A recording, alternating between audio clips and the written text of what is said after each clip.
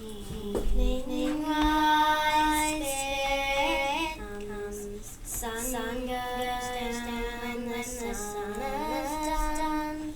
Frozen earth awakens her unhaunted mother earth. Well, I was getting some... Welcome, everyone. I was getting some serious echo in that, so I don't know what's going on. But Yeah. I thought I was getting it through your mic. Yeah. So I don't know if that's just an effect of what's going on. I've loaded a couple of times, I think, or whether it's just feeding back through somebody else's mic. But okay, we'll call that an intentional special effect. So welcome to session 4. Yes, of Icewind Dale, Rime of the Frost Maiden. So where we left off, you have, over the last 3 sessions, made your way steadily north for various reasons. The primary reason that you are together is for some deliveries that you've got for Icewind Dale and for a couple of others that you expect to encounter and journey to.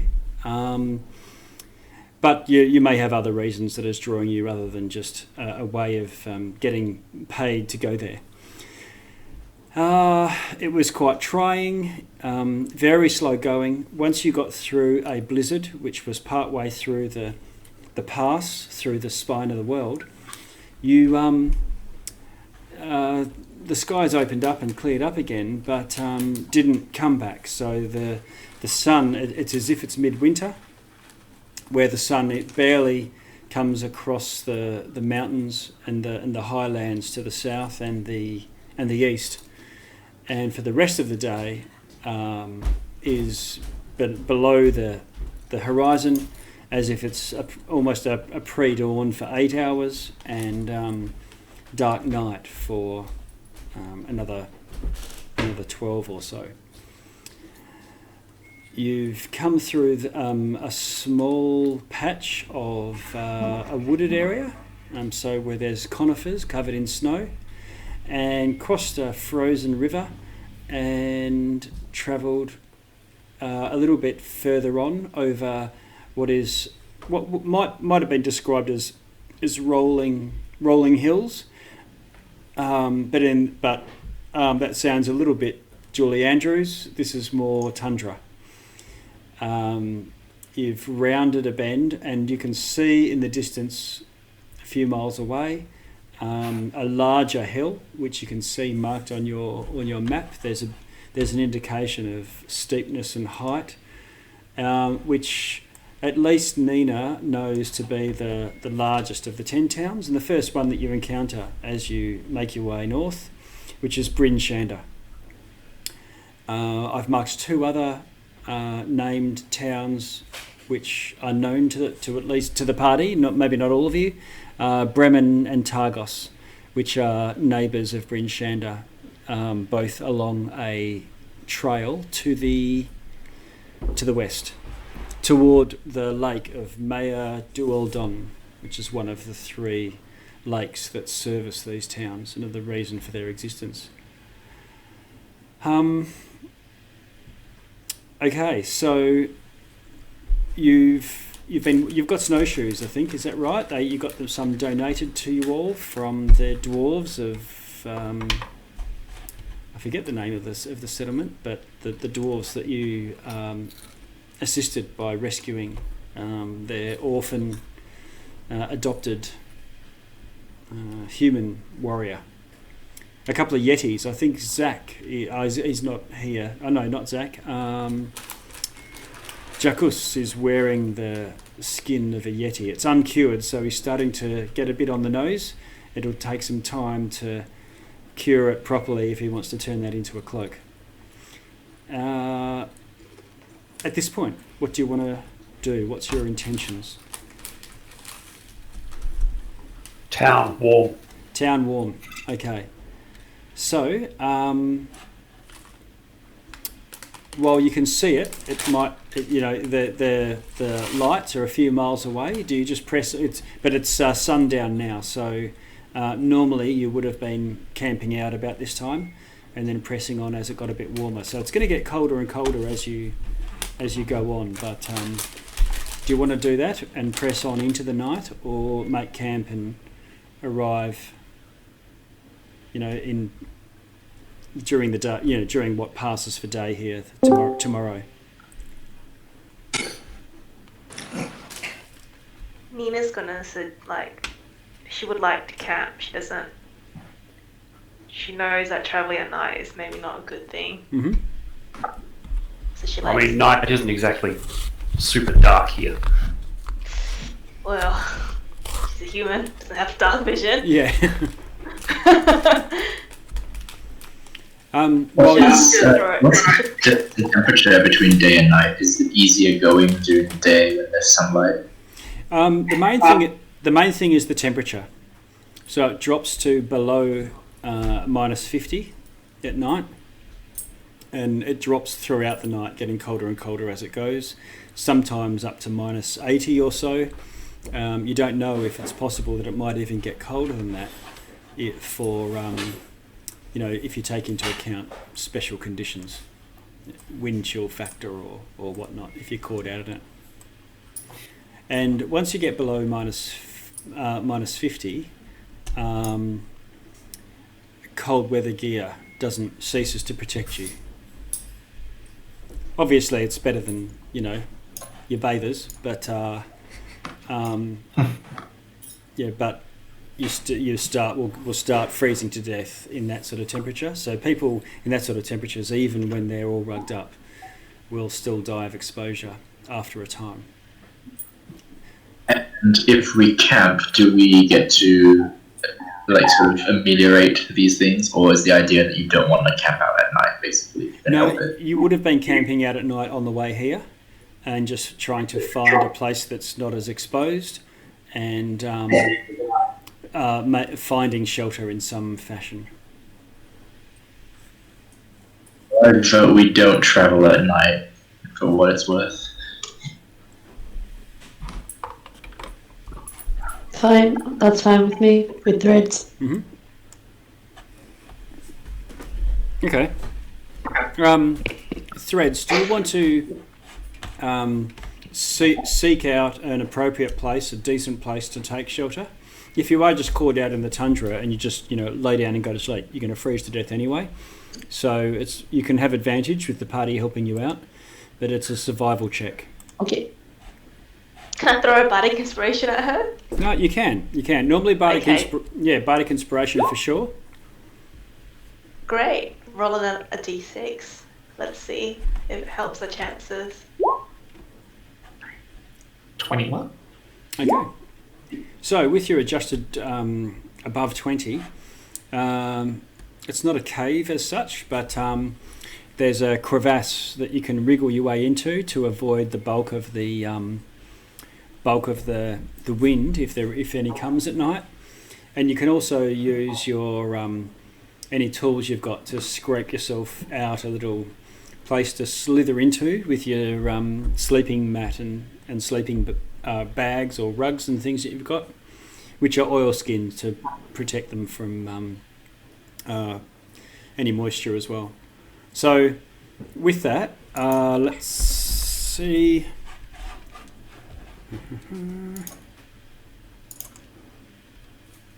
Okay, so you have an uneventful night and manage to pass the night without interruption and without any particular environmental effects either. So while it's a cold night, it's just another cold night on the ice.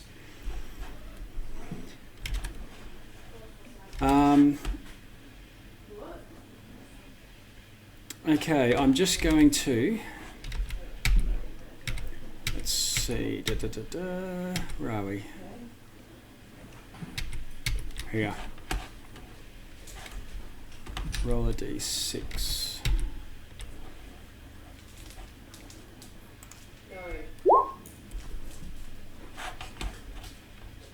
Okay, let's have a look. That's not good. Discord. Where are we? 1, 2. Elros. I'm just going Yes. to pass you into the cone of silence for something that you observe for a period of this rest. Yep.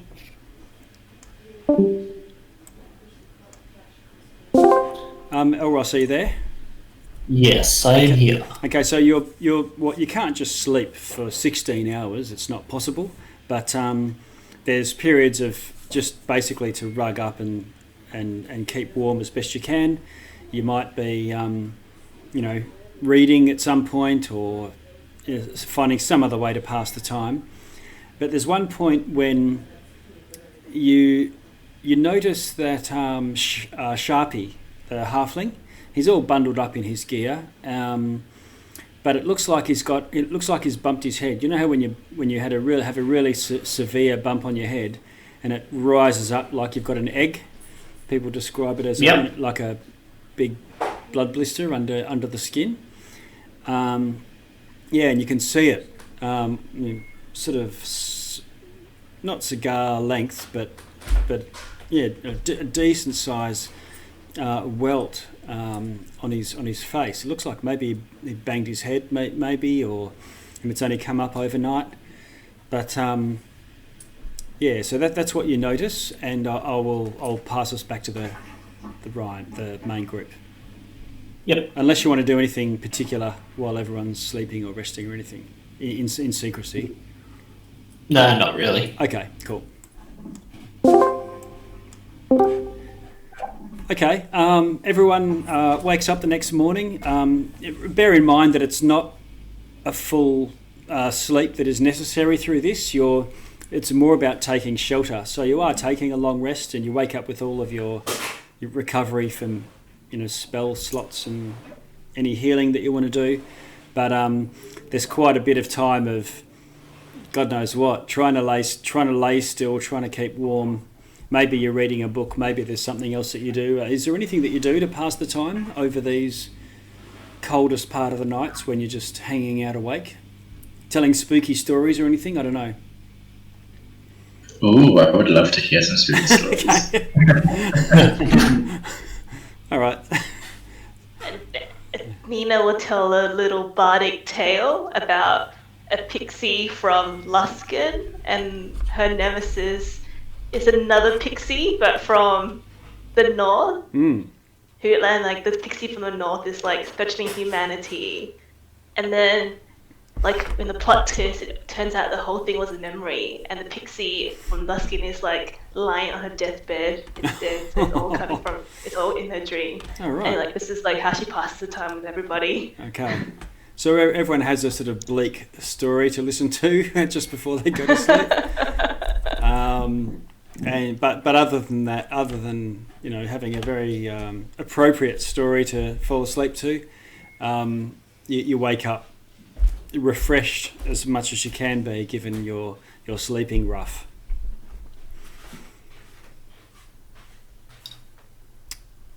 From there, is it just a matter of cracking on and heading out, or is there anything else anyone wants to do before we make a move? All right. Did we do it? What did we do with the adamantium? Has it been forged already into the weapons that we want? Yeah. You've received Got a hammer and a dagger. Yep. Sharpie's got the dagger, and Jacus has now got this hammer with Tia's symbol on the one side and a dwarven symbol on the other. Okay, so you head on. Let's have a look at scale on this map, just to give you an idea. Okay, so you can see. I'm going to draw this. Let's have a look. Freehand. And then I can select it and drag it up there, I believe. Select.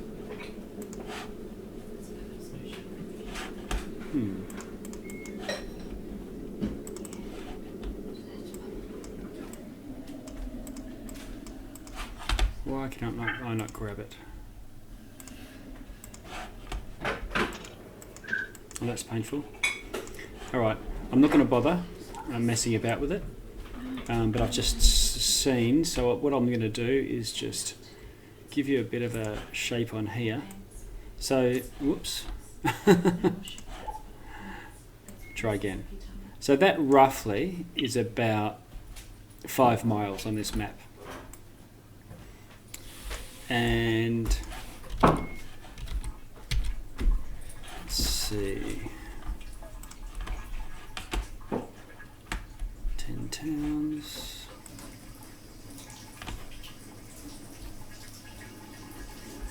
And you find that the going is very slow, doubled because of or avoided being halved because of your snowshoes. But you're finding that it's highly advantageous to be on the path.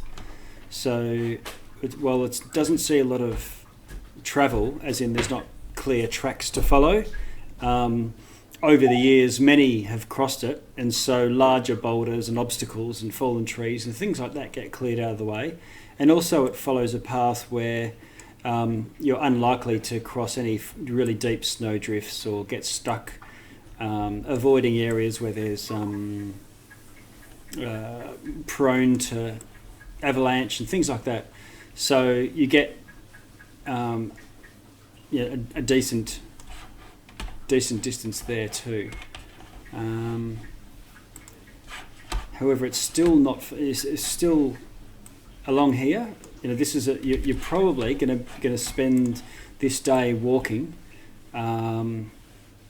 making that distance that I've just marked on the map there.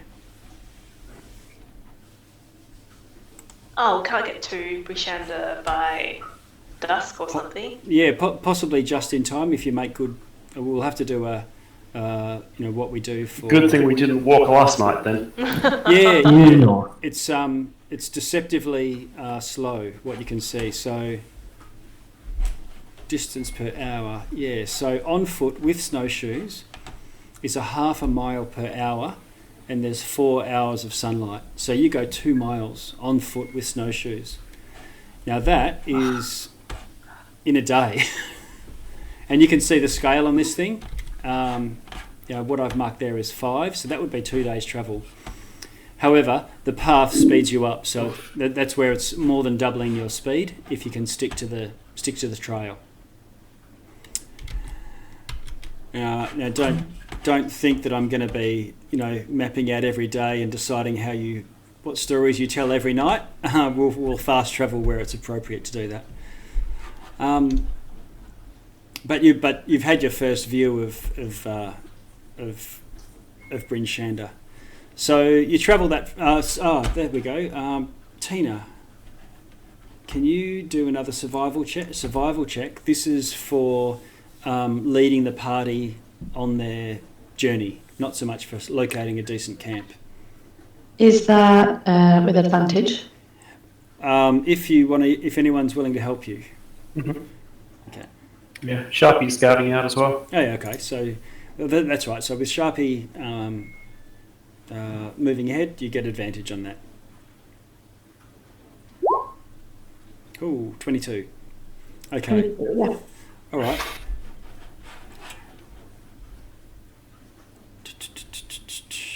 Okay. So you find that you make really good travel, and what you thought might have taken 2 days to get to.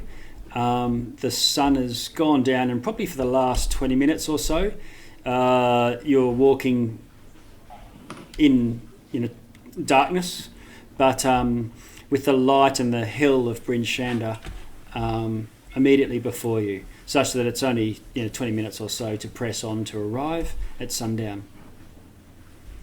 So I'm going to move us to Bryn Shander. Yeah. Yeah. Whoop. I'm still on draw. Whoops, daisy. Detour. We're way off course now. Yeah. Slingshot. Copy. Sorry, guys. Yeah. Whoops. Well, on the other hand, you managed to move us like 50 miles in a single day. I mean, that's definitely a good That's thing. a good thing. Yeah. Okay. You should see the city or the town of Bryn Shander appearing before you. So we're coming up to this gate here, aren't we? The southwest You gate. are, yeah. I haven't marked any of the other localities on the map, but it's the southwest gate that you're approaching. I'm just going to move some people around a little, just so that we can see it all. I can see it all on screen. Get it central. Okay. Yeah. So you approach.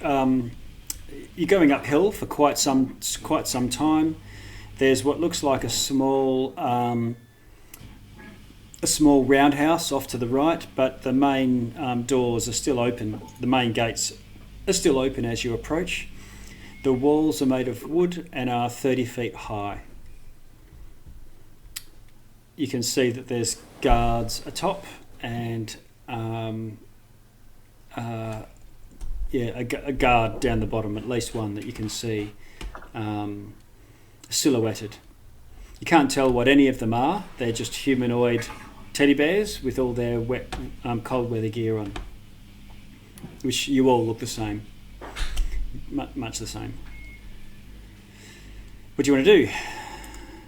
How are you approaching? Just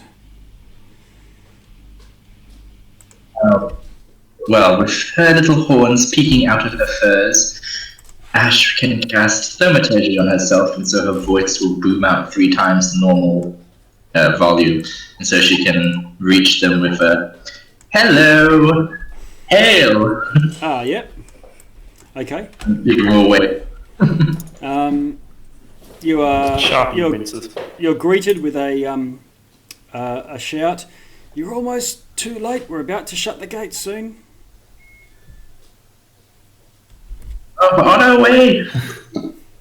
They say the pyre. You'll almost miss the pyre unless you can race into the centre of town. Then let's race. Let's run. Okay. Yeah. So you. Let's see. I'm making sure I'm not going to keep drawing all over my map. All right. Yeah. So you go through. There's some large stables off to the right.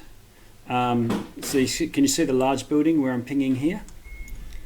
Yeah. And yep. And there's a large fenced area. Like a mansion of sorts, but there's also used to keep animals as well. You can hear dogs yapping and howling and scrapping, and you can hear this where the stables are. You can hear squawks rather than neighs. It's a little bit odd. Riding chickens, I mean. Yeah, the chicken cavalry. Yeah, so you make good way through the town. I think I might be able to show you a bit of a handout here for giving you a feel for it. Let's see.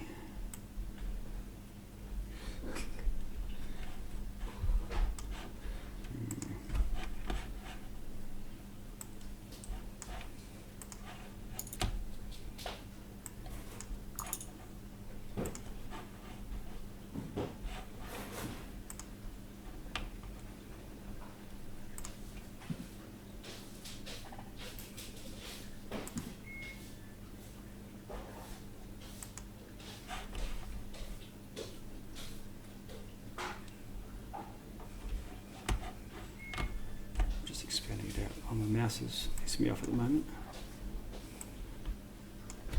There we go.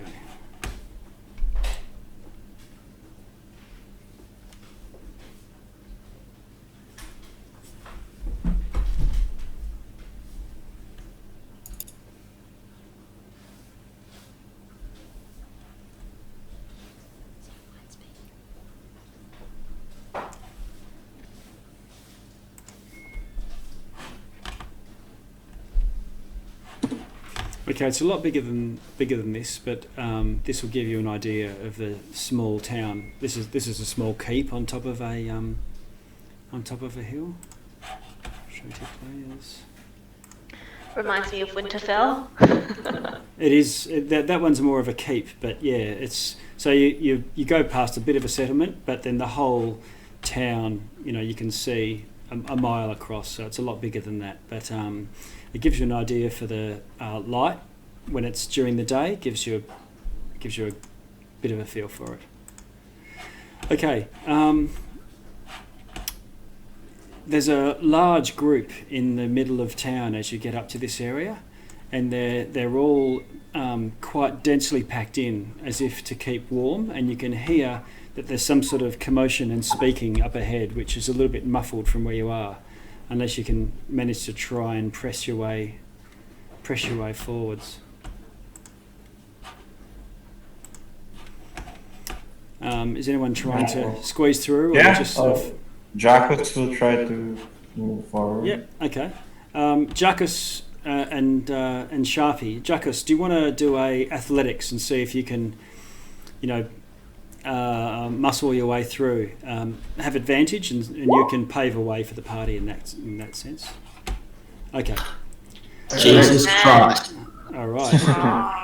Step aside, coming through. Oh, pardon me, stepped on people's foot and squeeze your way through.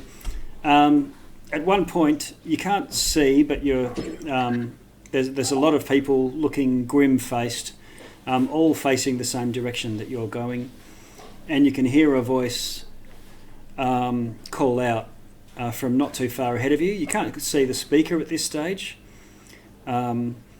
But he says something along the lines of, I won't read out a full script, but a paraphrasing says, on this year, 1500, by the Dale reckoning,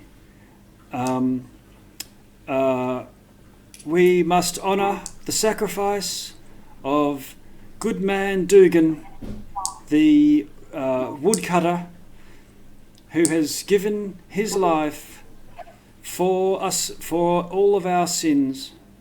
And then he calls out and he starts to beseech Auril and says, and says, Auril, for our transgressions we seek to appease your wrath, and please take this honourable sacrifice, knowing that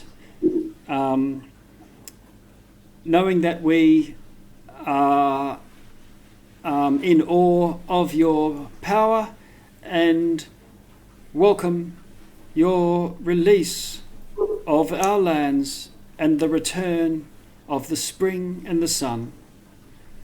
And there's this,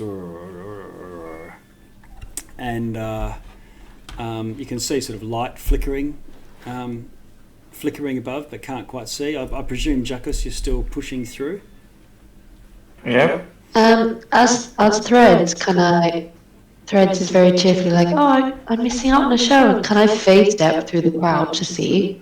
Yeah, you can phase step through. That will get you up pretty quickly. And you see that there's a ring of militia guarding, but they're not guarding someone. They're just sort of keeping the crowd back a bit. But I can give you another handout. Let's have a look.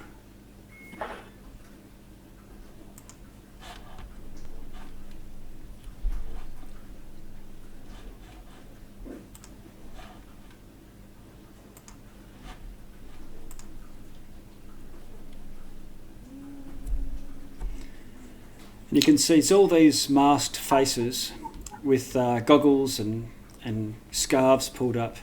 They sort of huddle close in for the warmth. They take no joy in what's going on, but you can see that there is someone clearly already succumbed to the flames, but they're burning at the stake. As I'm actual. Can I ask just someone beside me what's going on here? Yes, this is, you newcomers, I guess, by the look of you. It's the lottery. What's the lottery? The monthly appeasement for the Frost Maiden.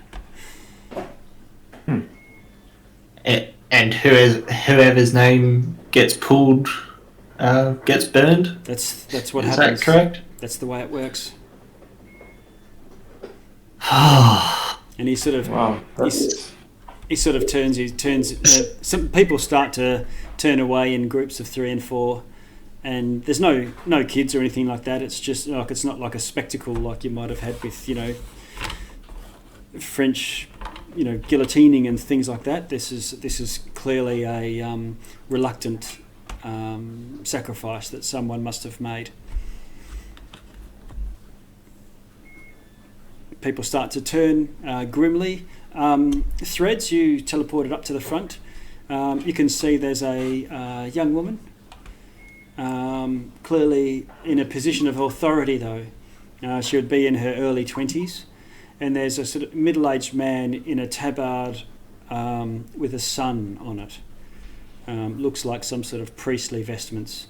And they have a quiet word to each other, and then have words to the guards who are still solemnly monitoring the crowd, but also paying a sort of respectful head bow to the person on the pyre. And both of these figures go off with the person that seems to be in a position of authority goes with a guard, and the priest heads off into the town as well. Person on the pyre, is it just the one person, and have they expired? They have expired, yes, probably before you arrived. Is there anyone that's kind of mourning for them still around the area? No. Or has everyone left? No, people are starting to leave, and just grim, determined, but accepting.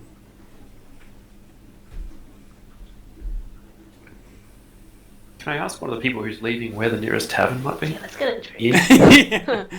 Yeah. Let's have a look.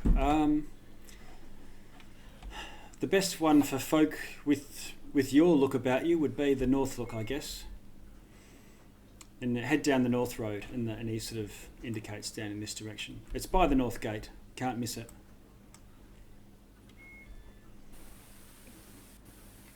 Thanks. Okay. Sharpie will just pass that to the rest of the party as they're wandering around and head off that way. Okay. All right. And the rest of you, are you going to follow Sharpie off to the tavern? Yes. Is it too late for Threads to talk to the religious-looking guy? No, you could have a quick catch up to him and have a quick word. Threads would like a quick word. Okay. Okay. He you go up and clear your throat or something. Yep, a nice twirl and happy haha hello greetings. oh God. Yep, she's in spring mode. Oh God. Okay. I'll be probably tagging along with Threads, seeing Threads go that way. I gotta go. Okay. And go after Threads. I'll see if I can find you a picture, but I don't think I have a handout for him. Let's have a look.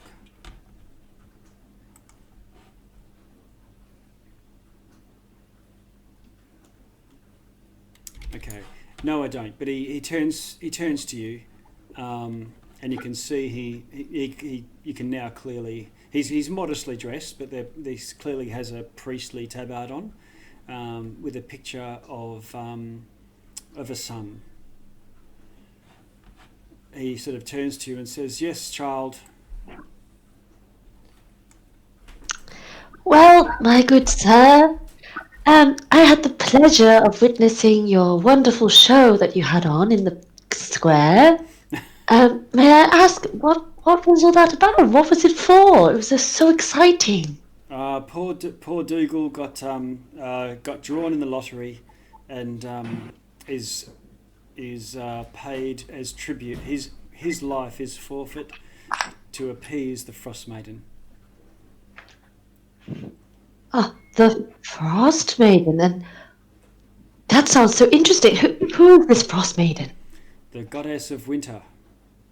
She who, goddess of the cold, darkness in the night.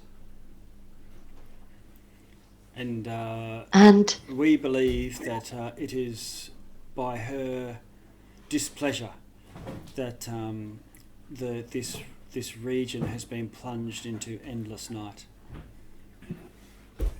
Each of the towns is offering sacrifice on the new moon. And for how long have you been cast into this wonderful winter? Nigh on 2 years now. 2 full seasons of spring, dawn, renewal. Gone. So you won't mind me asking, this lovely lottery you have, it doesn't seem to be doing anything, does it? Well, we depends on what it would be like without it, but it is all that the speakers and the folk have been able to achieve so far. But I must take my leave. If you wish to call on the house of the Morning Lord, come see me on the morrow. Thank you for your wonderful company. Okay. Wonderful. Wonderful. Okay, I'm marking the house of the Morning Lord on the map for you. Is that morning? Is it? Oh, yeah, it's like morning, like the beginning of the day, not morning, is it like for dead people? No, as in the dawn. And there, for everyone else, is the North Look. Cannot see. Oh, yeah. Right. Oh, there, yep. Yep. Ah, there it is. The big, yep. One point of note as you're going past is you see a forge and smithy, and it's unlike the last 2 that you've been to. This one is clearly a meat and potatoes weaponsmith and armoursmith, called Black Iron and Blades. And I'm going to put that on your map as you've now gone past and noticed it, because it's just this area in the middle of town would normally be the town square with markets, food stalls, and people selling other wares and things. And so you get other, just like in a normal city, they get the light industry surrounding it. So there's coopers and blacksmiths and things in this sort of area. But on to the North Look.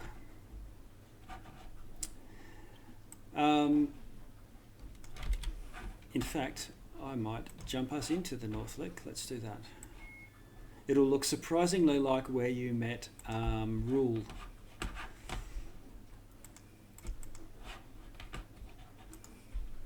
Paste. And I'll get rid of the old PCs.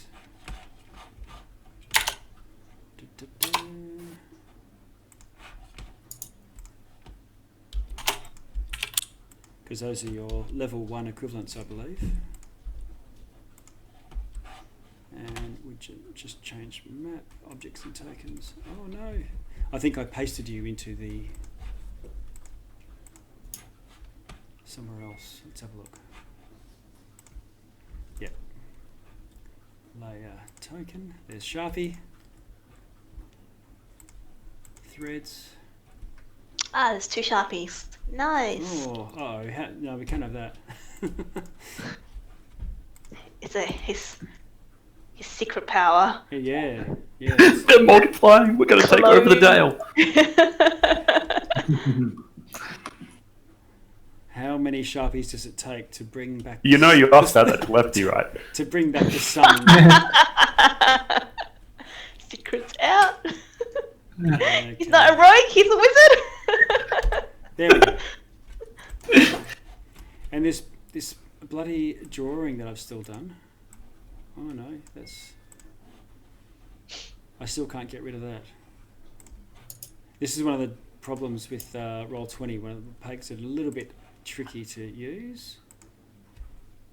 Oh, finally gone. Okay. Just zooming in a little bit. And there is some music playing. Someone's playing a flute. It's not fast. It's far from fast and lively, but there's a lot of people in the inn on this night. It's called the North Look, and it looks like there's a lot of mercenaries, adventurers. Some of them are, getting stuck deep into their cups at this time, and it's a decent sized inn and tavern, so it's got rooms for rent and sleep and stuff. There's higher floors where you can just rent rooms. Has Sharpies and Jacques told the rest of the group about what they found out with the burning man? I don't know. You guys can just say you've if you want to have explained that, you could. What we found out. Yeah. Did you share that? Oh. Yeah, I imagine he would have. Well, just mentioned there was a man on fire. Yeah. Some sort of sacrifice. Yep. Hard to miss. Nina this is a bad place to stay. But yeah, we should have a few drinks and warm up our bodies. Yep. And maybe forget about that scene. Okay. It's a bit of a lot of tables are talking about, the damn lottery's going to curse us all, but at least it's only one person. Once they're picked, you've got another month's reprieve. And in a town of thousands, it's you're more likely to die, sleeping out at night than you are via the lottery.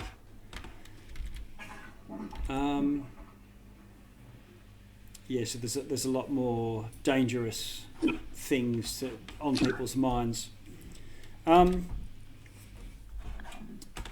there's a couple of things of note. There's three dwarves sitting over in the corner, and they're talking with what looks like a party of mercenaries. All dressed in scrappy gear and so on. Other than that, nothing else sort of standing out. There's an innkeeper and bar servers going around to tables and things. I'm just checking out.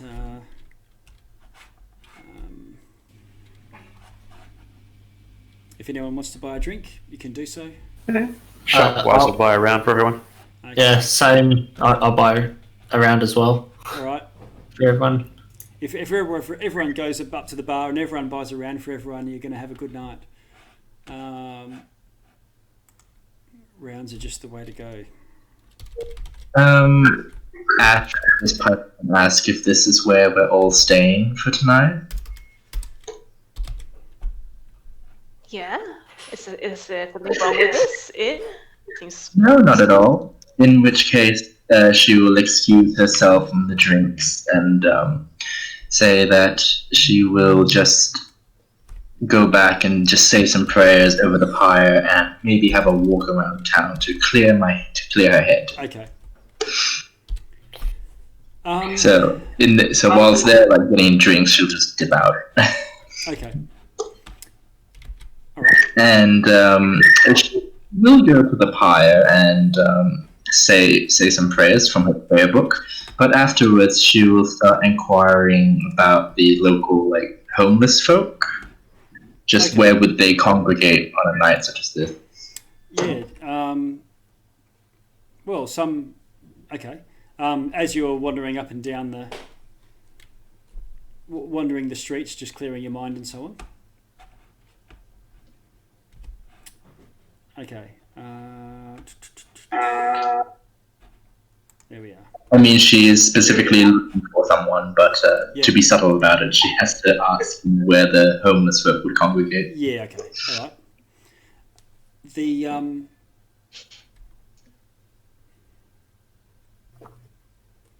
okay, so I'll you excuse yourself and ask about the homeless folks humbly would be in the centre of town where they can sort of light fires without getting harassed by people with their houses, huts and things. And you can head up to the centre of town where there's a few sort of lean-tos that would otherwise be sold by fishmongers and so on for selling produce, and they might take shelter under there and turn it into a bit of a overnight place to sleep. So that's Okay.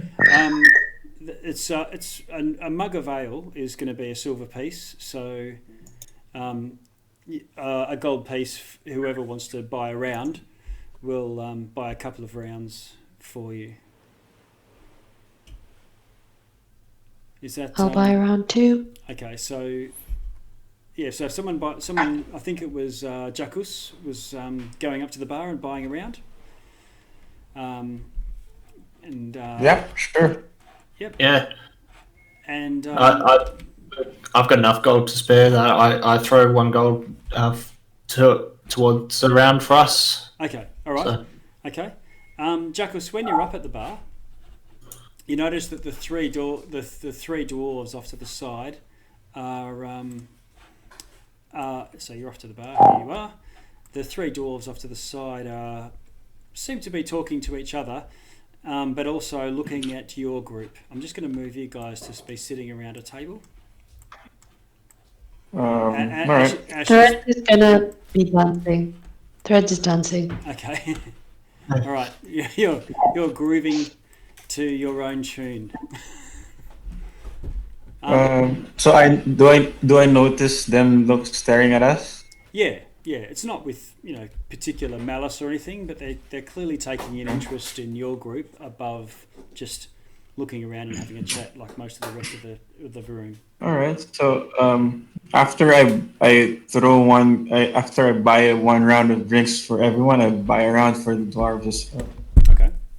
And in what way do you buy around for the dwarves? Are you just telling the barkeep or? No, just make sure it comes from me. Okay. All right. So he'll arrange to get it delivered. You head back with your drinks for the rest. And let's see.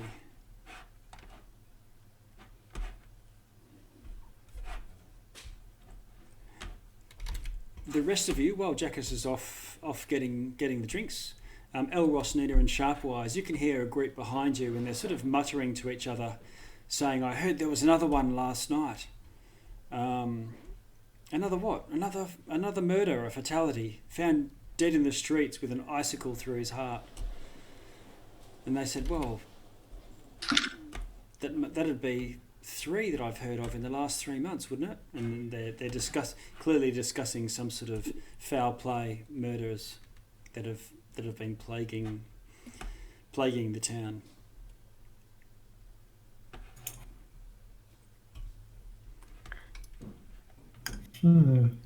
Nina's gonna turn to the group and be like, "Sharpwise, is this something we have to be that you would pull us? Is this to do with you too?" Sharpwise will shrug and shake his head. Mm-hmm. There's 2 murderers out there. I don't think that's good. I don't think mine are going to be icicle based. Oh, okay. Nina. Also, they probably didn't make it here 3 months before me. Oh, never know. That's good. It makes for an interesting story, doesn't it? She wants to go talk to the people behind her. Okay. They could have been everywhere in all towns near here, I know. murdering people, just waiting for me to get here. Yeah, who knows? Let's go. So Okay. she wants to invite anyone who wants to come with her to talk to the blokes in the corner. Okay. Okay, so Yeah, I'll be coming along. Sharpwise Mug will of ale in hand. head off. Just say, check, see if there's any rumours about giant owls hereabouts. Giant owls, okay. okay. Okay. So you Nina and Zach, you turn and say, what's all this about, or something? Yeah. Yeah. 3 murders. In East Haven, a halfling trapper, a human shipbuilder in Targos, and 3 days ago, a dwarf glassblower in this very town. This is the largest and safest. This is the safest place to be in all of the Icewind Dale. And people will be worrying about the lotteries and the cold and hunger and so on. But now the talk is all about who's going to be next. How do you... One of them seems tell- particularly keen on details and wowing, the newcomers in town, and says, "Right, killed with a dagger of ice through the art." That sounds dramatic. It is. Tell me more. And the other Is one, that all you know? the second one, was dead by a dagger of ice through his heart. Oh, tell me more. You can tell he starts to spin a bit of bullshit to try to impress you. But you see straight through that. He's had a few drinks. Nina loves a good story. She's going to turn to Zach, to Elros, and she'd be like, "Oh, I bet all the dead people are going to have daggers of ice through their heart. I've put a bet on that. I bet you 5 gold on that." I accept that bet. Oh, okay. You should have asked for odds of 10 to 1 or something. Jackus, yeah. Sorry, Nina. Yeah. Sorry. Yeah. No, it's okay. I'll leave the Jackus. Okay, Sharpwise and Jackus. And Threads, I guess, as well. A barman with 3 mugs of ale comes and puts them down on over here where these 3 dwarves are, and they get sort of, Jackus and Sharpwise, you can tell that the barman has indicated that they're compliments of Jackus, and they sort of look across and give a nod of appreciation, raise up their drink to you, and gesture you to come over in case you wanted to come and take a seat and hear them out. I invite them to stay on our table instead. Okay. They crowd around your table and come over.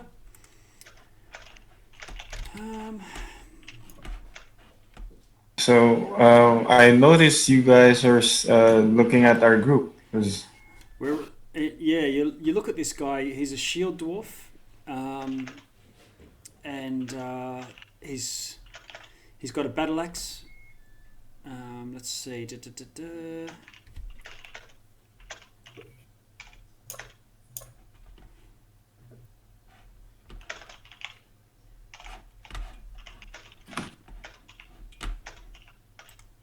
Bear with me for a sec. I'm just jumping to that. Here we go. Yeah, so the 3 stocky figures, as they step up and head towards you, they're covered in head to toe in cold weather gear and seem much more rugged up than you would expect. A lot of people take off their outer layer and hang it over their chair when they're in here. And they sort of stumble towards you or lurch towards you. They've got snowshoes slung over their backs still and ice picks fastened to their belts. 2 of them have got thick beards.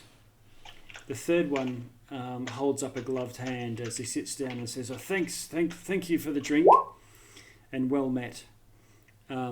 He's talking through a thick wool scarf and in a raspy voice. Sounds like he might be sick or injured or maybe just exhausted. He says, "Well met, I'm Haruna.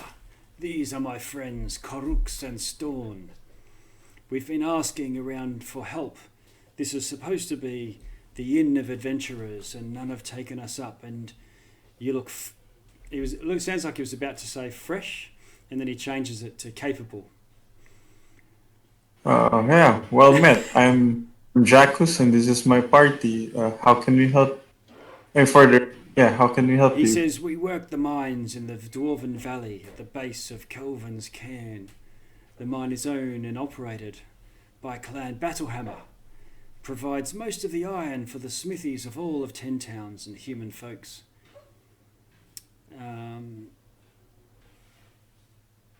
Yeah, what seems to be is there any problem with the mine? Yeah, he says, no problem with the mine. However, we were bringing a whole sled of iron ingots to Bryn Shander, this very town, and were attacked, set upon by a yeti.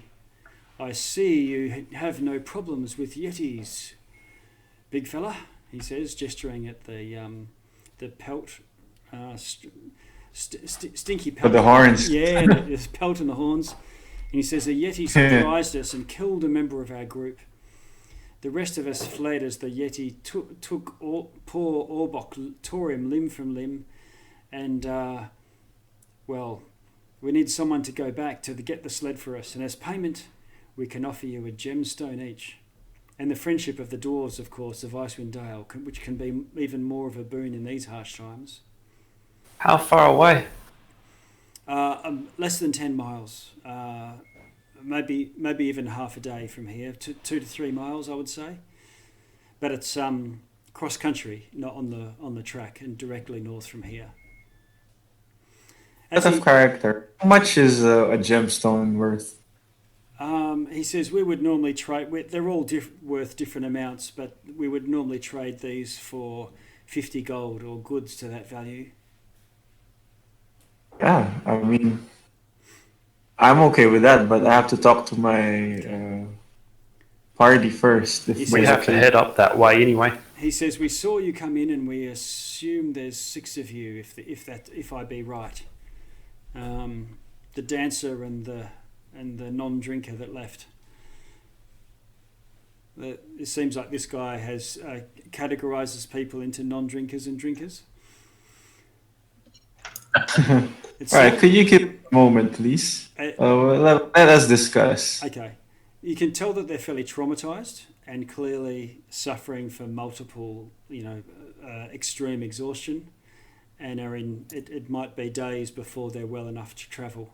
They leave. I motioned the bartender to give them one more round. Yeah. Okay. Does Face Mask Guy drop his face mask to drink? Yeah. Oh, yeah, they do. So that's how you tell that 2 of them have got beards. So one of them, now that you've been talking to him a bit, the one that's doing the talking, the raspy voice is probably from a lifetime of smoking pipeweed. He's missing his right ear and 2 of his fingers, likely to frostbite from looking at the scar. The second one doesn't say anything. He pretty much stares in silence, sipping his beer, and it's not possible to engage him in conversation. He's either that's just he's the Charles Bronson of the group, or he's shell shocked or something. And he has no nose and has lost 3 of his fingers from his drinking hand. The third one does chime in, but more like with just affirmations of Hiruna, like, yeah, that's right, they tore him limb from limb, they did, yeah.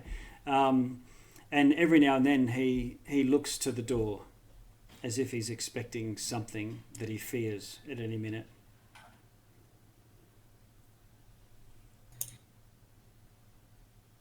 All right, so I'll just ask Sharpie and Threads what they think of this proposal for Story us. checks out. We're going that way anyway. Sounds good.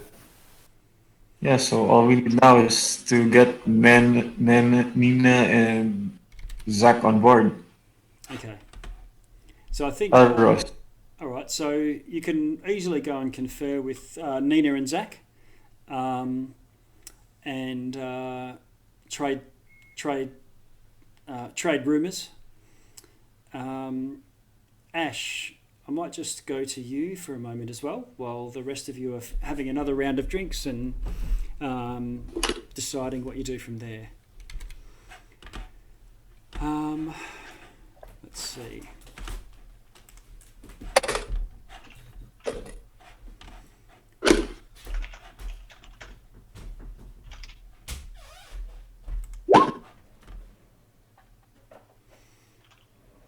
Okay, so Ash, you're strolling down the street and head to the centre of town looking for someone in particular? Yes, only because my contact I know poses as a homeless person. Yes. Okay. Okay, you find that there's probably 20 and a score or so of people huddled around various fires. There's not a lot of wood, and the fires that are burning here are vats of oil of some sort.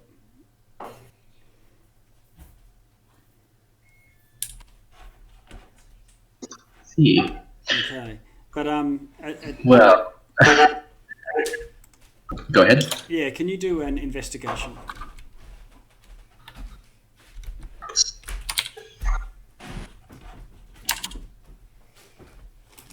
Oh, do I have to click on myself through an investigation? No, you don't.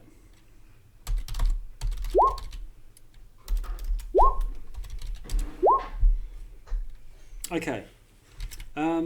So you managed to find and ask around, and eventually someone points down an alley towards where there's a little bit more shelter, and there's some oilskins almost making a bit of a tent between two buildings. And the flap of the tent flips aside, and you see a dwarf come to the entrance and look at you with his arms crossed, looks you up and down, and then just gives us a bit of a very subtle nod, and then sort of gestures just with a flick of his head inside the tent and heads in. Oh, I will follow. Okay. You can tell with your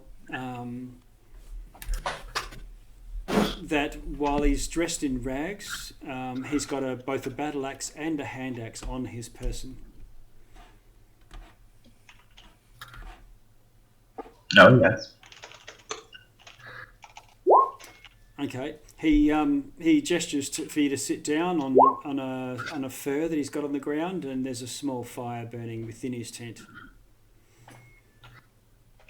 He says, I'll just nod. My thanks. He says, "So you're the one they spoke of heading north." Assume so. I'm Ashley Louise, here to look for my contact, a human woman, I think, named Beldora. Baldora's dead, and it's just me now. Dead? What happened? Fell to foul play. You've really got to check out that stable with all the chickens. Yeah, but he also says that before anything, and he makes a gesture, and you see a token on his. Just a quick flash of a token. It's a pin of a harp under his collar. Enough for you to get a quick glimpse, and you would recognize. Right inside. And you would recognize Let's see if he's telling you. You would recognise the hand signal as well as being a code signal of the Harpers, which is done so that people who just go and kill someone and steal a pin don't masquerade as one. Yeah, that's what I was afraid of. Okay.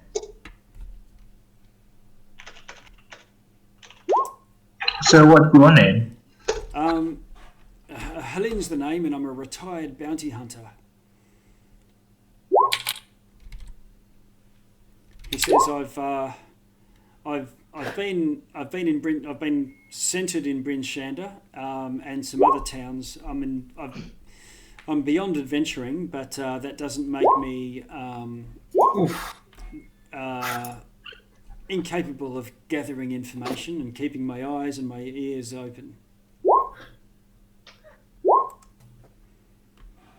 He says he does have some information for you, and one thing that he's particularly been investigating lately is these murders around some of the 10 towns, and he thinks he knows. I think I know who's responsible, and I think I know why. But I'm not up to a hunt myself. That's quite all right. I know some very capable fighters. Well, if you've got some... I have to say, I'm eager to hear what you have to say, though. Okay. I have my suspicions, too. He says the 3 towns where these murders with the ice daggers have been happening are the 3 towns where sacrifices to Auril, human sacrifices to Auril, are happening. And he suspects that there's an emissary of Auril, a killer, who is... he suspects corruption in all of these lotteries, and it's possible to buy your way out if you've got the money and pay the right people. And which he would expect is not uncommon anywhere in the world. For in situations like this, the wealthy always seem to avoid the lot of the common folk. But this killer, if they are up to no good here, will be no doubt a thorn in the side of 10 towns ongoing. And he suspects it's someone who's got warlock powers or some sort of innate power from Auril, hence the ice daggers. And there's one person he knows who is blessed by Auril, someone who's born on the darkest night of the year. They're known to have the blessing of Auril, and this guy is a hired muscle for a merchant that travels from town to town. The reason I think it's associated with the sacrifices is because the murders have only happened in those towns. He says he's not sure. That does. Yeah. But why does this ice and darkness deity demand human sacrifice again? He doesn't know why. What happens to the... I don't know the workings of priests and gods. Well, we will get to the bottom of this. Do you know when merchant and the suspect will be next? Do you know which town they'll be in next? I know they're not in Bryn Shander. I think they were heading down the east way and then north. So they're probably in one of 2 towns down in that direction. It's Torgs that you're after. Torg is the merchant, and Sefek Caltro is this devious little fellow. I followed them for a 10-day as it moved from town to town, but couldn't quite keep up in my state. It's quite the devious little enterprise, but what they do as a merchant group is not my concern. But it struck me how comfortable Sefek Caltro looked in this weather. No coat, no scarf, no gloves. It was as if the cold weather couldn't touch him. Kiss of the Frost Maiden, by my reckoning.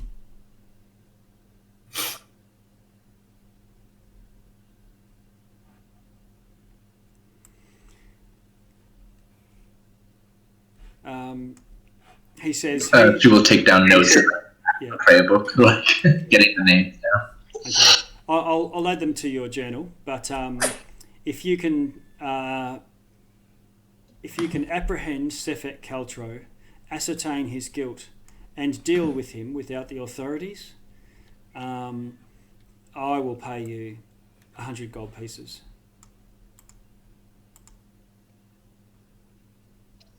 I nod.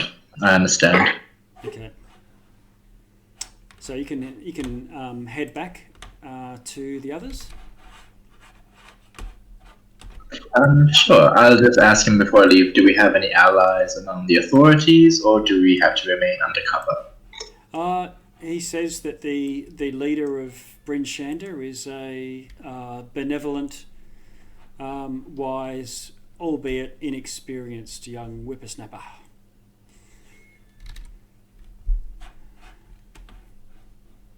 And if you go to the house of Ormonitor, don't mistake it for the house of Lathander.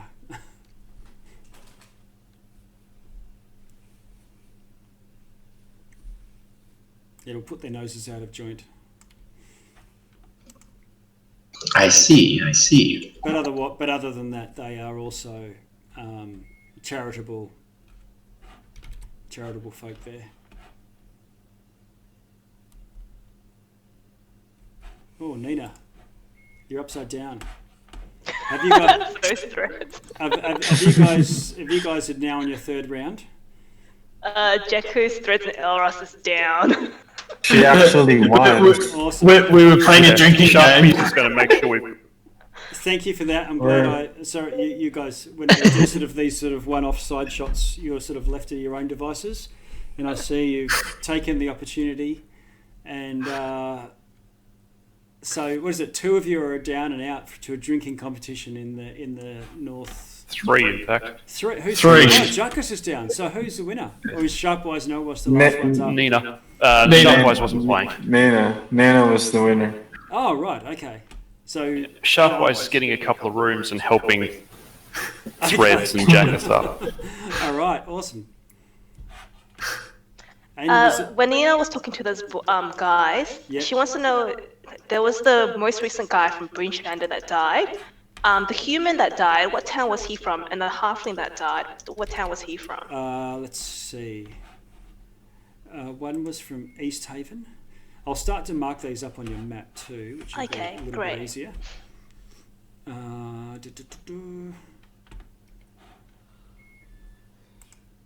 no.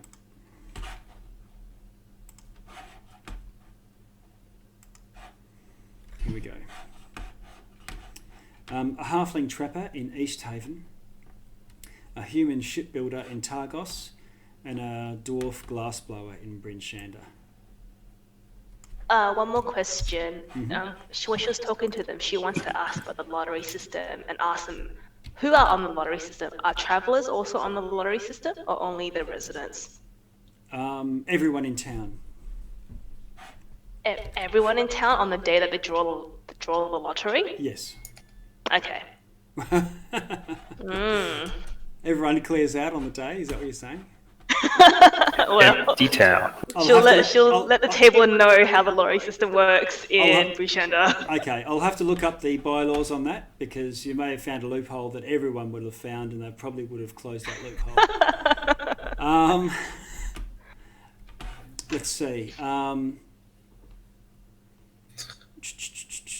Where are we? Oh yeah, that's what I was doing. I was just updating. I'll put it in the chat here. We can update journals when you get the chance. But there's some information there. 3 cold-blooded murders, where they've been. And what I'm going to do is I'll just move people. Let's see. So you need East Haven and Targos marked on your map. So I'll move us back there.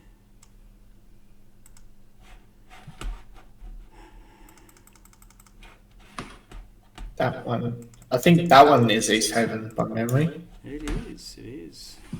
Hopefully the East Way would lead to East Either Haven. way, yeah. Yeah. And where is the mine?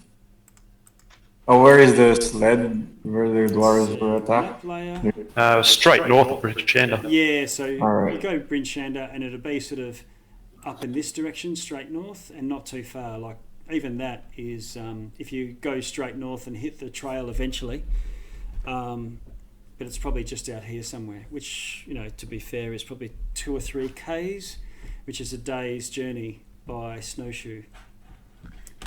Targos is already on your map. That's over here. And Isaac, Ash, you were told that this merchant, Targos, I think, no, not Targos, that's a town. I forget the name now. But we're heading north. So I'm going to... It's called Torg. Yeah, Torg, that's right. Torgs. Kaya Dinavel and Kaya Konig are... it's in that direction. So down the east way and then up north up along here through Lake Dinishir. But it's East Haven, Targos and Bryn Shanda, so the 3 large towns that all are doing human sacrifices as their monthly sacrifice. So, you stagger up to bed, get helped by the people who aren't staggering up to bed, and have a uneventful sleep. You can equip your spells and ready things for the next day. Which direction are you going? Are you heading north for this dwarf gem and looking for their sled? Do we even talk about that with the group? Well, Not considering... even well, Ash got told about the dwarven thing. Yeah, Ash would have just been informed, but it's only really now that everyone's sober and level-headed enough to decide which way you're going to go. But I'm happy for you to assume you decide which way you're going to go and what you're going to do before you select your spells that day. For anyone who needs to. I have, on my rounds last night, I heard of a suspicious merchant and a certain bodyguard who has suspicious magical powers. They seem to be traveling between the 3 towns, and these are the only 3 towns where both the sacrifices and these murders via ice are occurring.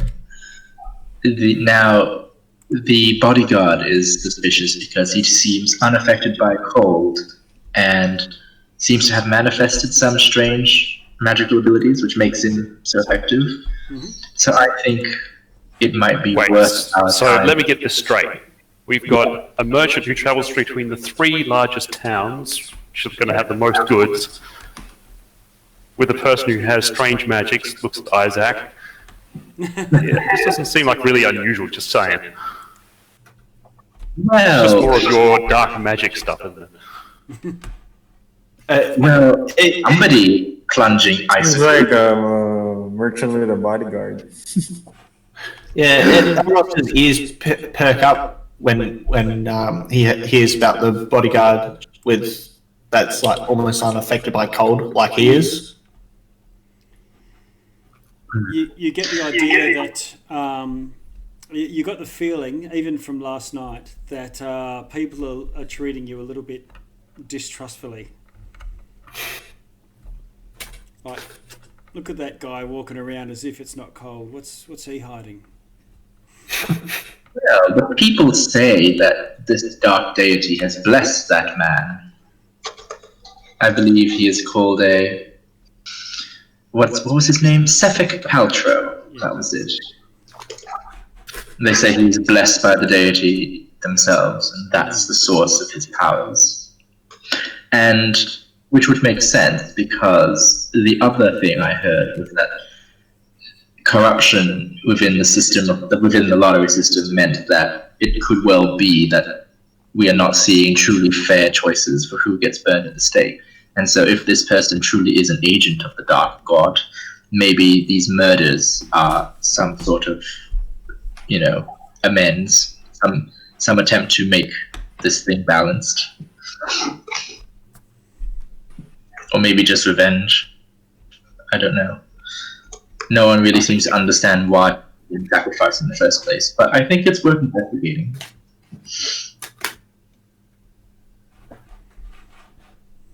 Sounds like a very long What shot. deity? Well, if you guys want easy money, we got an offer of gems from Dwarves. Each. Half a day up and back. That sounds good to me. I think we should kill two birds with one stone and do the delivery to the Kelvin Khan place. We can talk about the killer later, or the sacrifices later. So Agreed. is it dash up to here on your map, grab that sled and come back, get cashed up, then head out here, which is probably 2 days walk, and then head probably another 2 days to Caerdineville, and then another maybe 2 or 1 day to there, and there you're on a hunt for that killer.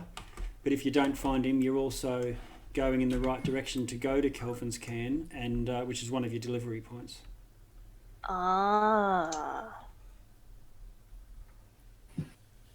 So there's no direct route from Brinshanter to Kelvin's Khan. You have to go along the east Yeah. way. Yeah. Oh, okay. Yeah.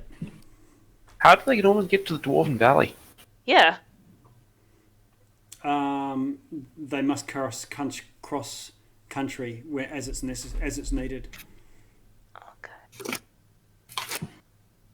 Well, then let's. As long as we get to Kelvin's Khan, I don't care either way. Which way we go. Agreed. Let's do the Dwarves first. They're close and cashed up. Okay. Fine, it seems to be close by. I think it's 50 gold each. It's way more than what we've been getting so far. Yeah, that's a lot. Okay. Yep.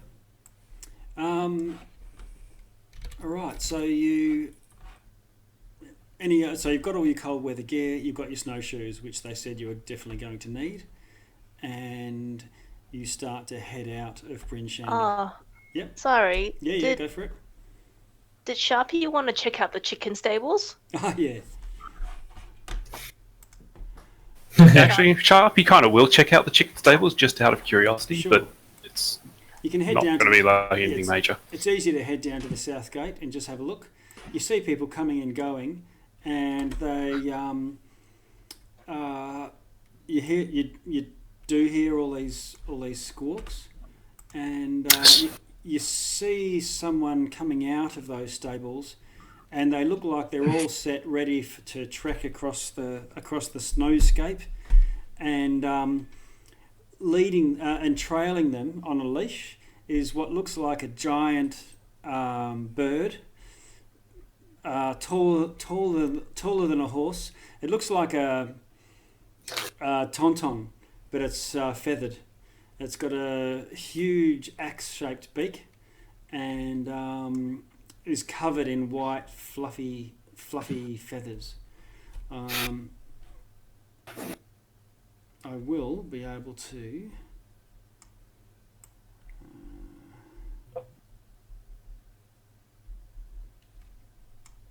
give you a picture, I believe.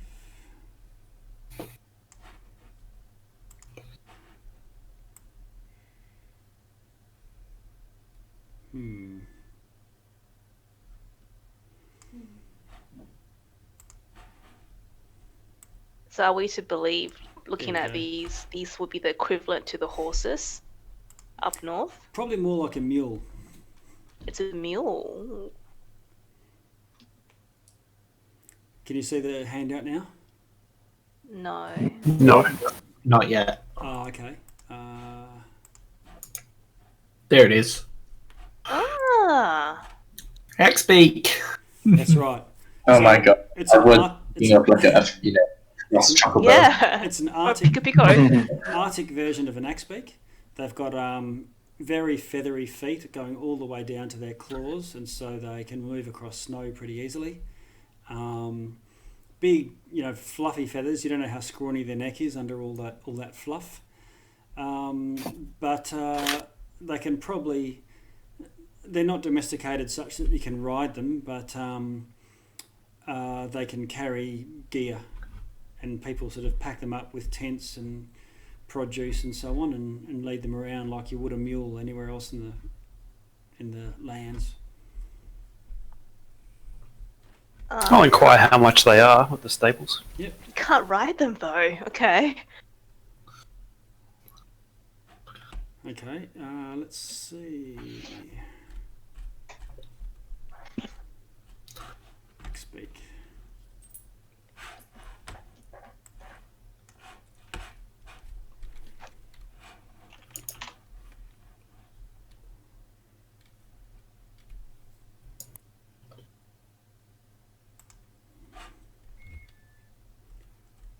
Can you hear this beeping in the background?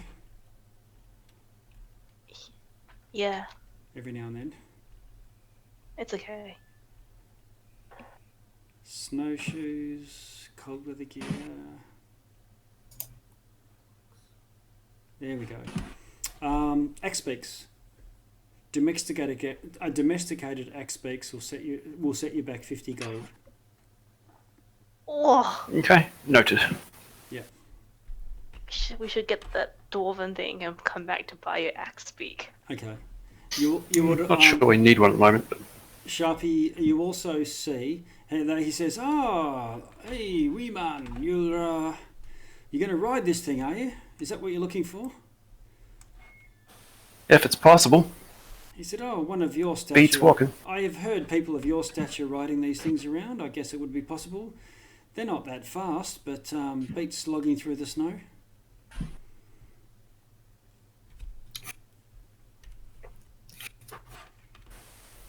He says that while they're 50 gold for an axe beak that you can load up we also sell we can arrange for saddle and bridle and so on, which we have done in the past. It's uncommon.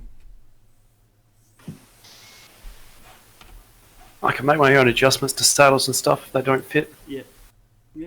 Okay. How much for the saddle and tack? The same as just standard saddle and tack in the player's handbook. So we can look that up when it comes time to it, when you're ready to shell it out. Mina, can I borrow some money? I used all my money on cold weather gear. And tents and Plus, stuff. I gave you money in fire shear. How much do you need? Wait, you did? I gave everyone the split of the 30 gold from the... Oh, yeah, I've got that, yeah. How much more do you need? About 15 gold. I will give you 15 gold. Sweet. Thank you very much. So generous. I mean, I've got to get the party to like me. Oh, Yeah, well, the locals certainly aren't going to with the whole... You might just want to wear a big Yeah, coat or something just to fit in. Just saying. I think that's a good idea. So if you wear a coat, do you get really hot? No, No. he's just unaffected by the cold, but he's not needing. Well, but you know. So I will go Sharpie- back to the stables and see if I can buy axe beak and saddle. Okay, so the axe beak will be 50. A riding saddle with bit and bridle as a package will be 12 gold. Yep, no problems. So 62 in total. All right. are you I'm gonna have to- name it? I'm going to add an axe beak to our party roster.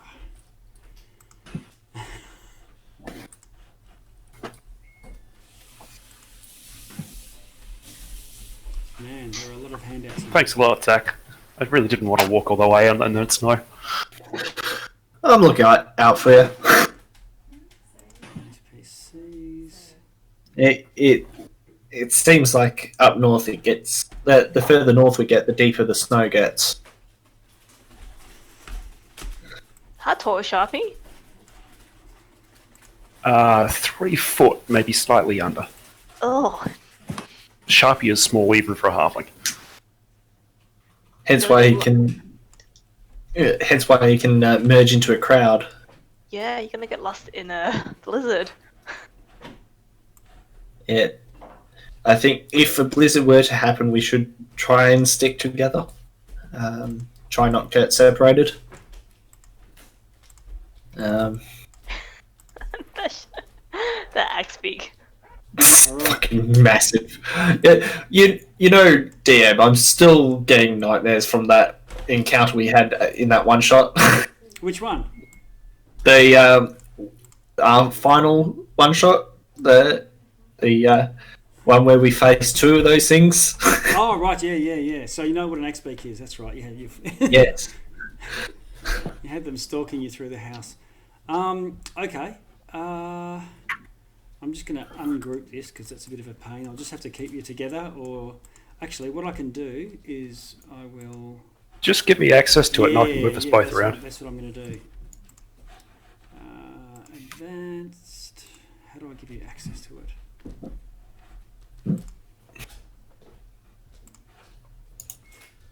What do these things eat?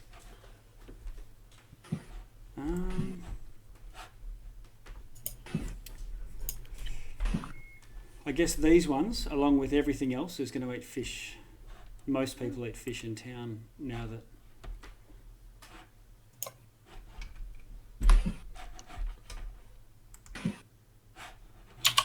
Edit. Oh, there we go. I'm putting it in all players' journals, but it can be edited and controlled by Chris and me at this stage. Save. Means you should be able to operate in. Okay. Is that working for you, Sharpwise? Yep, that's fine. Great. Okay. So you head out of 10 towns. Oh, you head of 10 towns. You head out of Bryn Shander, heading north, cross country on your snowshoes.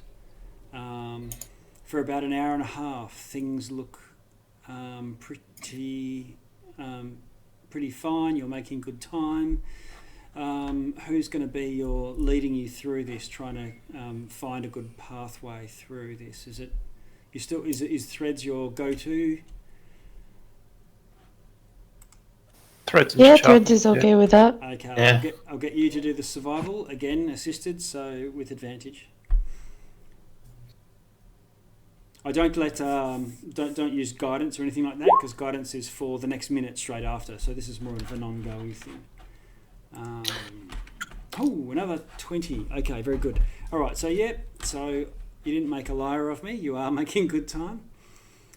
Let's see.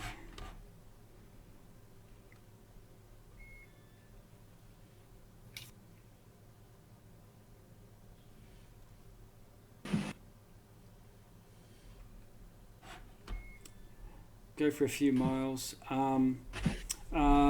Threads.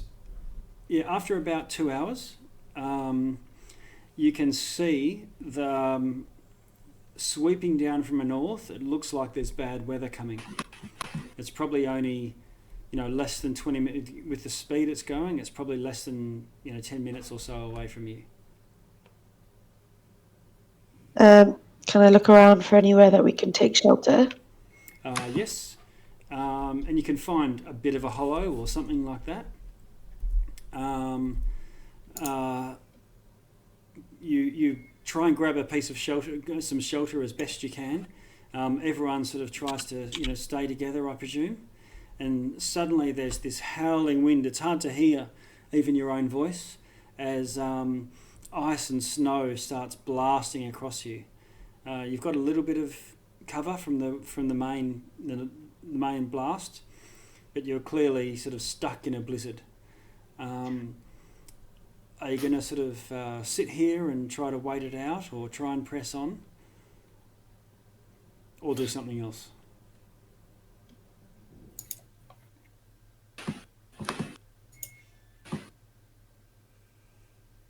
Anybody? Is this still daytime? It's still day. Yep, it's halfway through the daylight.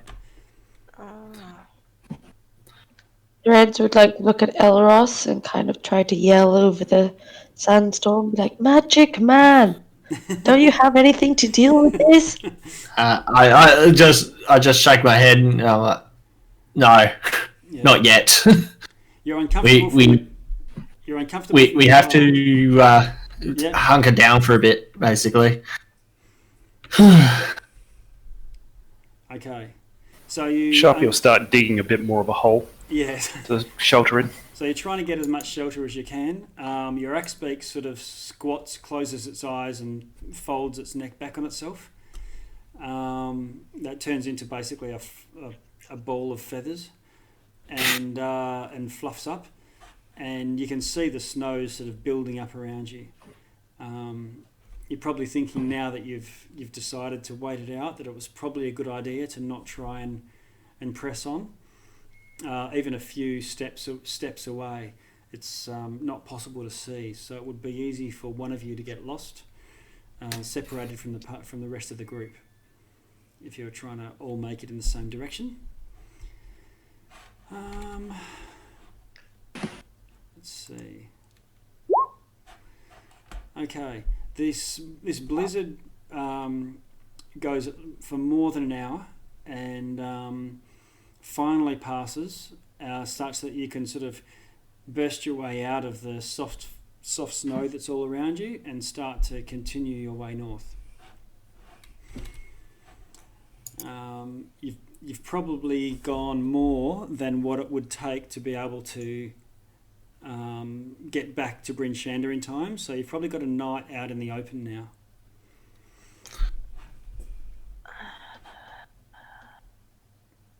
That's unfortunate. Pressing on. Did anyone buy a tent? I have a tent, but it's only a 2-person tent. Yeah, I happen to also have one as well, so that we can fit up to 4 people comfortably. Okay. Yeah. Okay. Ross, do you want to stay outside the tent, seeing that so you don't get cold? Fine. Elros is in the doghouse. I'll stay outside the tent. Very nice. The ladies can be in one tent. I'll bunker down with the axe beak. I'll have to see how it trains and sleeps anyway. So we'll do that for tonight. You crest a snow-covered ridge and see frozen, dismembered corpse in a gully in front of you. There's snow covering some of the gory bits, so it's not as gruesome a scene, but you do see a torso and a limb separate from it. Is it fresh, or does it look like it's really old? It's fresh, in that it's not like a skeleton or rotted or anything, but so it's a matter of days, but it's frozen solid. Can I see if it's been eaten? If it's been done by a creature? Yeah, can you do a nature check, please? Threads? Nature. That's not my forte, but okay.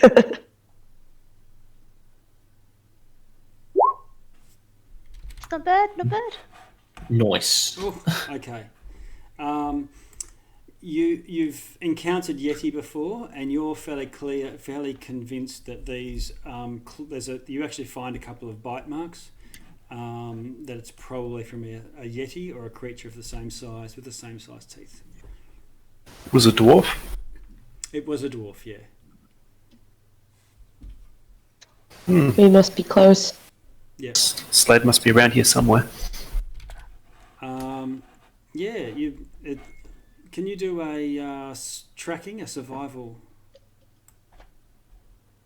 If you're going to have a look around, you can have advantage, assuming everyone's all scanning. We're all probably scanning the horizon for it, Yeah, so. yeah. Oof. Sorry. Didn't find it. Damn blizzard.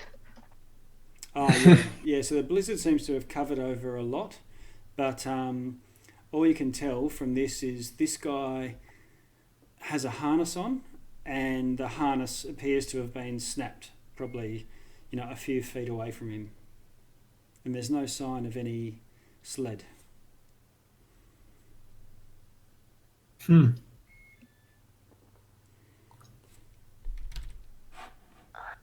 Should we keep watch throughout the night? I think that's a good idea. Yeah. How many watches do we need to last the night? Well, DM. Sorry, say Or do you again. want- How long do our watches need? Yeah. Oh, you don't really need, because let's say you sleep for 8 hours. So you've got, let's see, 4 hours of travel.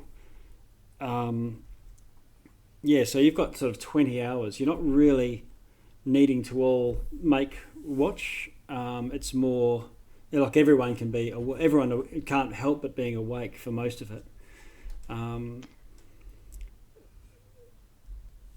Yeah, because you've got sort of 20 hours to 20 hours to cover. So there's actually a lot of time. You might still have someone who's specifically on watch, but if a lot of you are just sort of whiling away the time, this is where this sort of sense of isolation. You spend a lot of time just sort of being still with your own thoughts, trying to keep warm. Sharpwise will spend some of the time trying to teach his axe speak to respond to telepathy.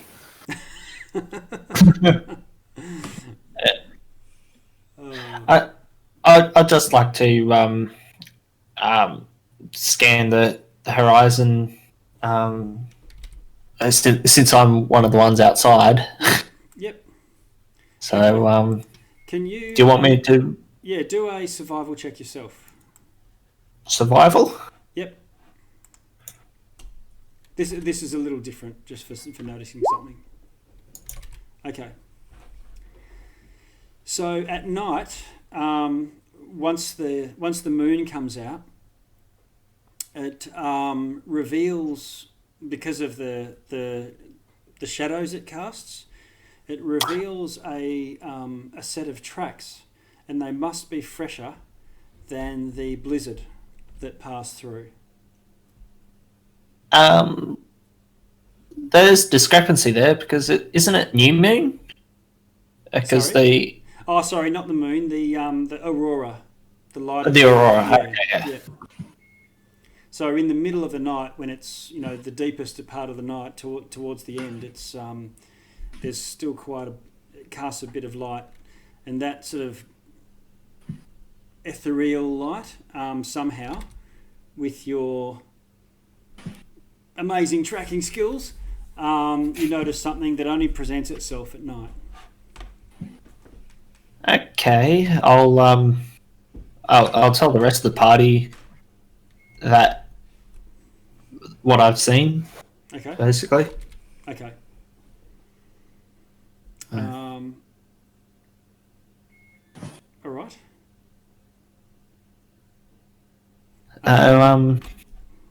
Do we need Red's to? offers to, Yeah. Okay. So Red's offers to follow the tracks. Yep. This is throughout the middle of the night while most people are sort of sleeping or trying to rest.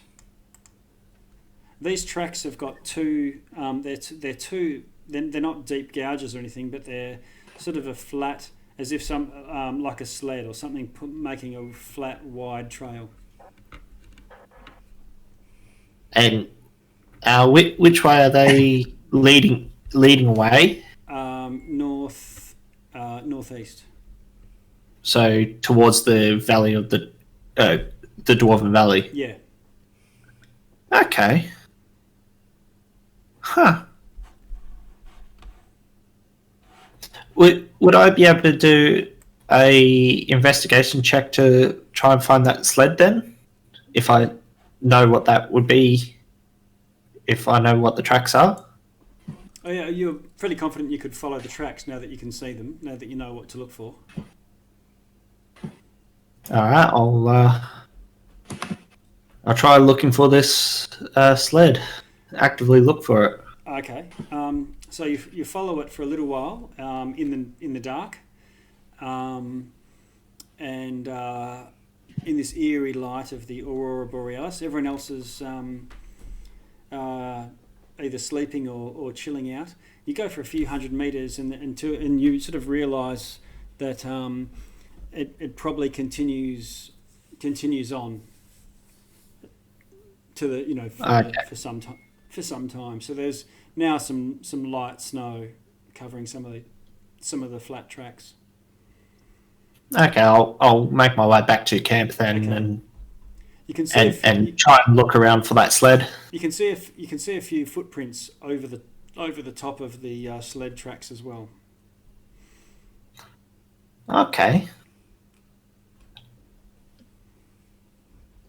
Any particular sort of footprint? Is it like the size of a Yeti? Yeti paw? Like human shaped. You can't really identify exactly what type of boot or tread or anything like that, but human shaped. Human shaped. Yeah. No. Okay.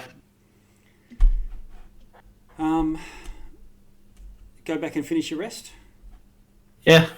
Anyone wants to change spells, you can. No one really cast any, so other than that,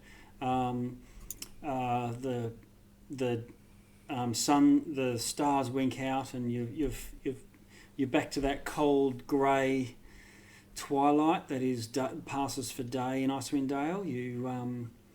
Sharpie mounts up his tauntaun, and you point out the track you saw a little way off in the distance of a flat sled to... So these guys got attacked by Yeti and then something's taken their sled. That's interesting. Yeah. If the rest of the party want to investigate these tracks and see if they can tell more, they're welcome to. It's not just Sharpwise definitely will. One test only. Help Sharpwise. Okay. Investigation or survival? It would be survival still. Okay. So Sharpwise, you can tell that there's probably two sets of tracks here for two wagons. One is causing a large furrows, so more like wheels, like a wagon of some sort, and the other one is this flat sled. You see footprints slightly smaller than human size, but it's a bit hard to tell because they're clearly wearing winter boots of some sort, like fluffy fur type boots. And you also see some large claw marks. Over the top of both, over the top of, but no, not over the top, but every now and then you see a large claw mark, and it's at the front, so other prints cover them over or obscure them. Huh. So you might have somebody travelling with a Yeti.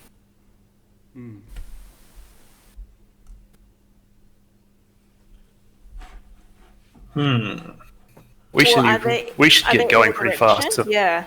Are they in the direction that we're going? Generally, not quite. More off to one side. That's the direction we're going now. You're pretty confident now that you've reached the spot that these dwarves described where they were attacked. Oh.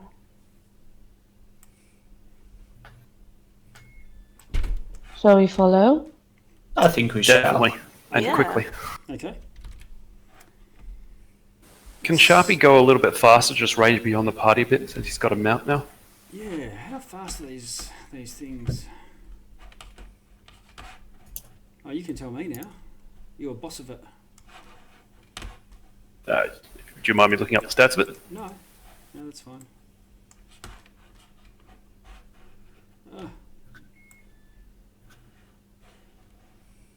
I made the map too big.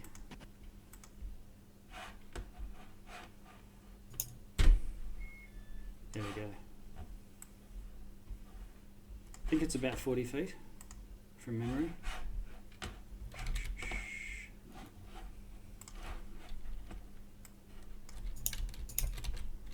Hack speak. We'll look up at the same time. 50 feet. Okay, cool. So with you riding it, unless you're fully loading it up like a pack horse, it's speed 50. Okay, no worries. Yeah, I'll range a little bit ahead. Leave some markings for Tina. Yep. Okay. So she's got some help with the survival, but see if I can find out how far these guys are ahead. Okay. You finally crest another rise and see that there are small humanoid figures based on their stature, goblins, kobolds, or something like that. It's impossible to tell exactly the race with all the gear. And they're sort of grunting and groaning and cursing as they haul this bulky sled, following along behind what appears to be an incredibly tall wagon, probably 20 foot tall. And there's two bears strapped to this wagon and are pulling it along. The bears don't look happy, and you can hear as they sort of jibber jabber on to each other. They haven't spotted you at this stage. No, that's all I need to know. I'll go back to the party and try not to be noticed. Okay. All right. Your expert wheels and tauntauns away, reaches up back to the party pretty easily. I'm just going to move us to another map. More of a sort of a generic. Very large, strange wagon pulled by two bears. Otherwise, looks like goblins have this sled. Okay. How many goblins At least 6 that did you see, saw. Sharpie? Okay, I'm just going to move you down here to some snow, but past a small frozen pond of some sort. You can only tell that because it's completely flat rather than sort of undulating. And I will pop in, just scroll it down a little bit. There we go.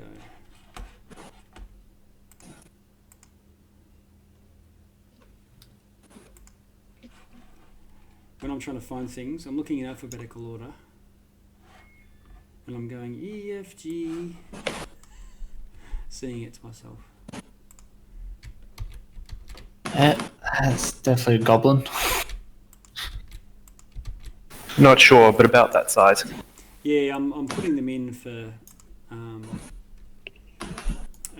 token's sake. And I'll find a bear of some description.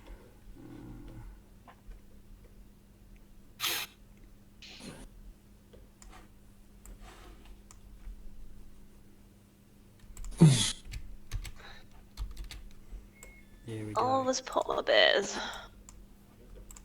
And if you look at these closely, you can see.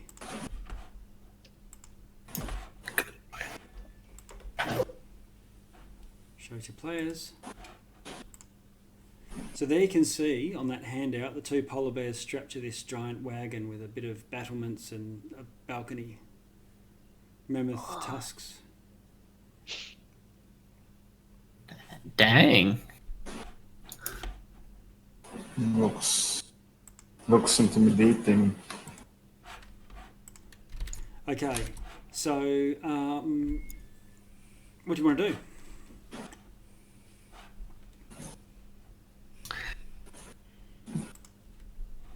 So, how far is the party compared to that roughly? Like, are we still a fair ways off? Yeah, so probably about 100 feet away. Okay. 100 feet. Is there any cover along the way? We can like get closer without being so seen. you're over a rise, so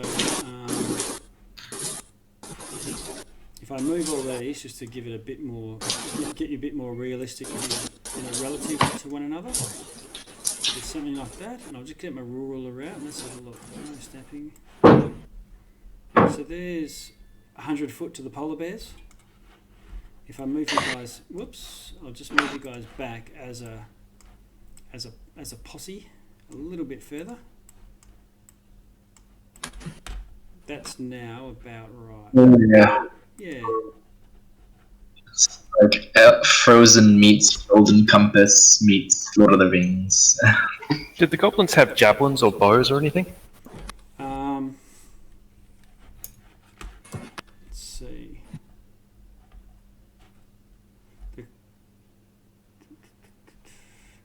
You couldn't tell exactly what they were, but they were carrying some sort of long weapon.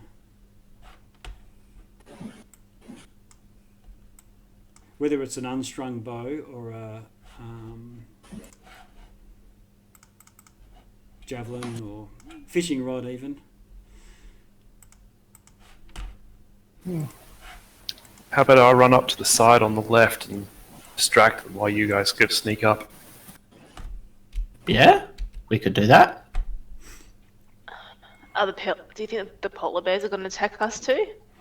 No idea. Do they look? I mean, most They likely. don't look particularly happy with the goblins, so I doubt they'd let them off the leash. Okay. Okay.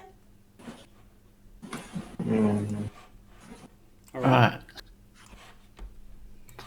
Do you want to maybe cause a distraction, Ash, with Yep. your thaumaturgy or something? Yes, I mean, what do you want my distraction to do? I can make the ground tremble harmlessly, or I can make a sound Are or we some on a such. mountain? No. Okay, there's just, the reason I've got it like this is so that you can see that there's a bit of a rise there on the other side of it. So there's a bit of Okay. terrain that obscures you from where you are right now. Maybe you can make like a sound of yetis coming at them, and we can get them in from the other, like we can attack them from the other direction when they're distracted. I look to the sorcerer. Do you have illusion spells or something similar as well? No, I've only got fire spells and lightning spells, really, as well as spells of protection for myself. I don't really have many spells that could. Likewise, I mostly focus on healing, so but I'll do my best. So, do we want to get into? Are we in battle formation or? Can we get closer first? Yeah, let's get closer. I mean, we want to be close enough that we can launch a volley of attacks, but not so close that they can rush us immediately. So maybe just over like. Well, maybe we can. The range attackers have significant range. I think we have fairly good range. Yes. This is happening sort of diagonal, so I've just arranged you in that way and them in that way.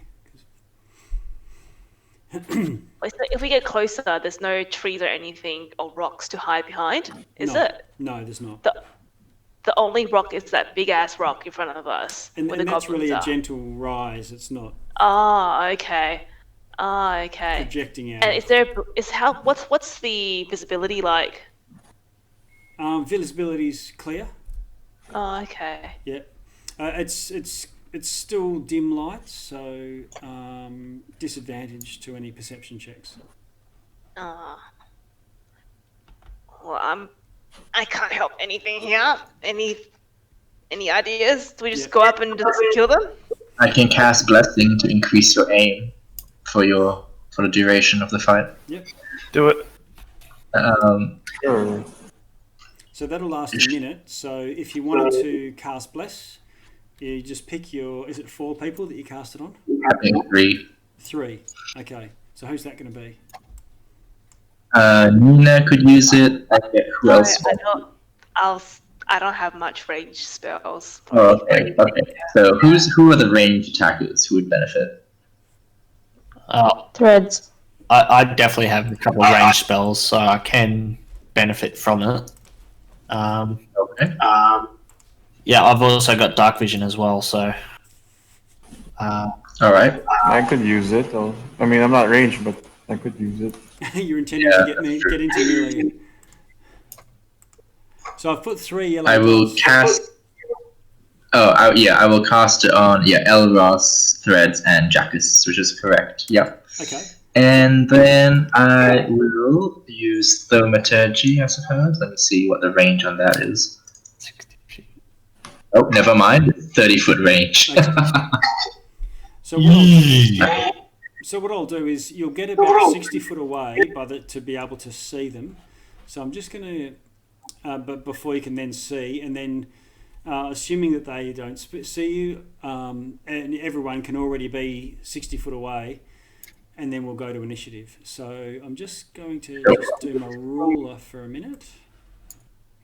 So let's see, so about there. So if I don't need that anymore. I'm just going to grab everyone and move you just that. Oh, actually, what I'll do to make it a bit easier is I'll move them to about here. I'll just test the distance again. Yep. Yeah, so that's about right. 60 foot to the bulk of them. I'll just move these guys back a little.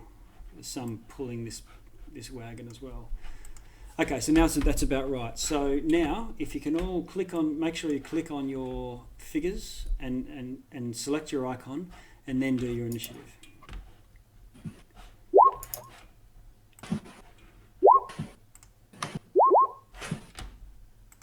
Oh yeah, that looks like it's all working. I'll just add myself in. Where am I?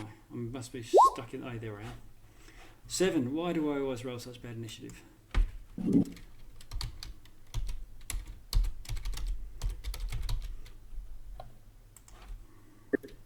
That's good for us. I know. Yeah, not complaining.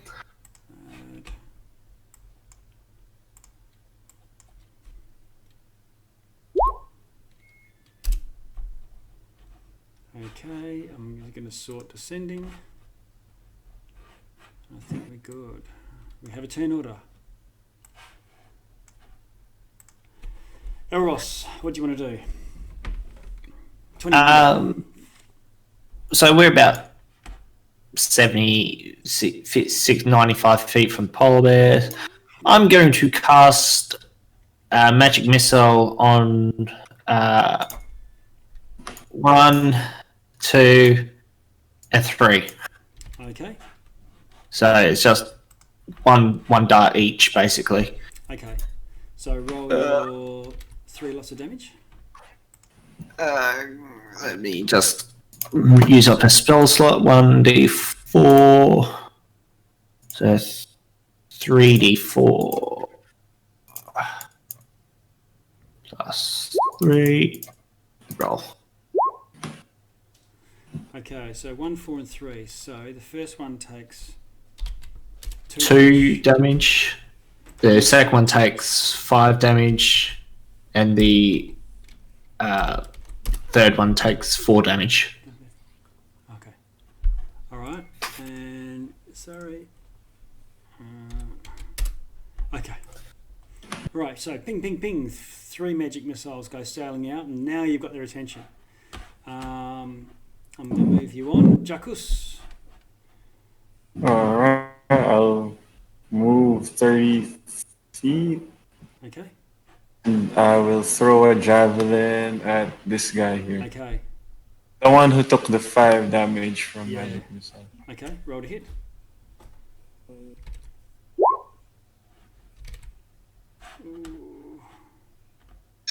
Extra D4. Yeah, it's there.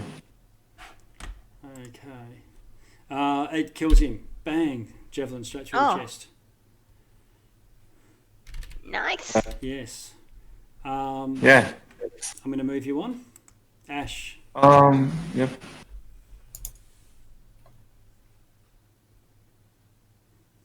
I will also have to move up. Okay.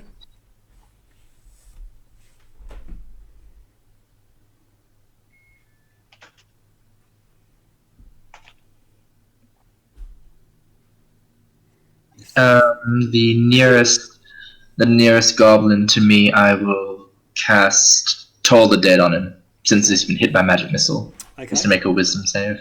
Okay.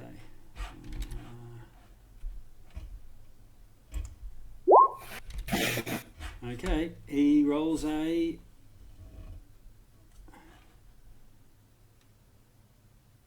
1. Nice. Takes 8 necrotic damage. Okay, for whom the bell tolls. He hears it and says, "No, no," and drops. Dead.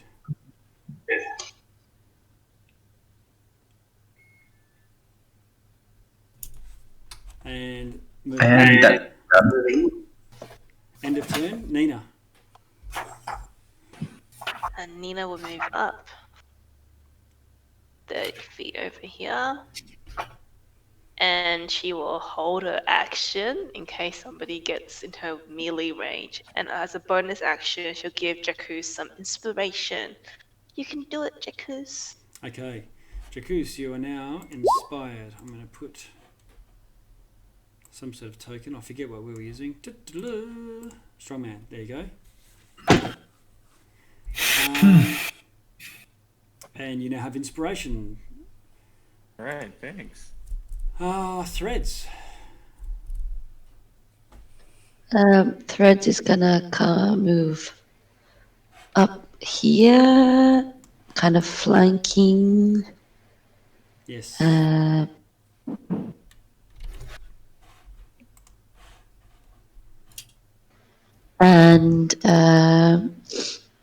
bonus action, Hunter's Mark on. Is it this guy who's been hurt? Both of them? No, this guy over here has been hurt. Okay, Hunter's Mark on this guy, and gonna shoot him. Okay. He shall be shot. Oh, and Hunter's Mark, did you say? Yeah, and Hunter's Mark. Yeah, okay. I'll put the arrows in his back. Boom. Arrows are done. Longbow, 24, but easy hit. Doing 6 damage.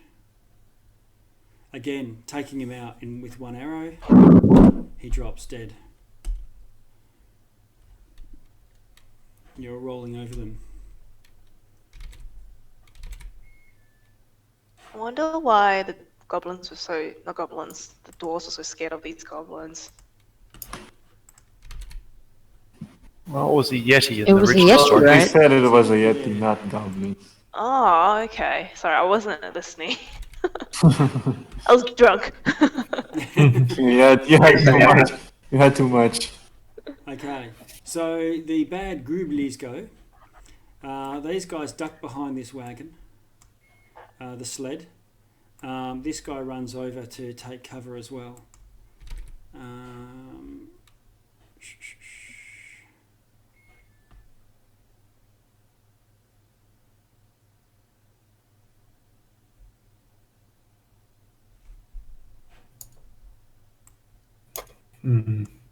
Okay, let's have a look.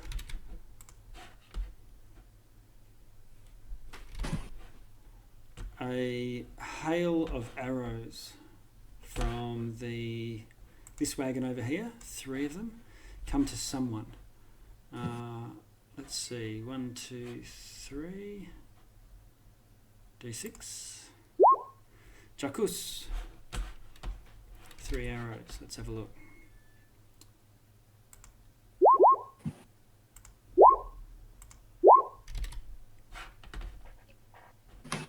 Okay, so what armor class, Jacuz? 18. 18. So all 3 miss. Ching, ching, ching. You probably catch them on your shield or something. Yep. Yep. And let's see, with that, again, Ash, a hail of arrows come from in this wagon through the sort of flaps in the skins covering it.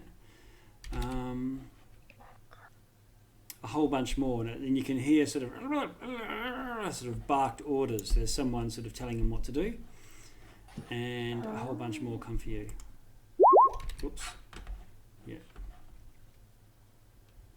Let's see. Oh, 1 crit.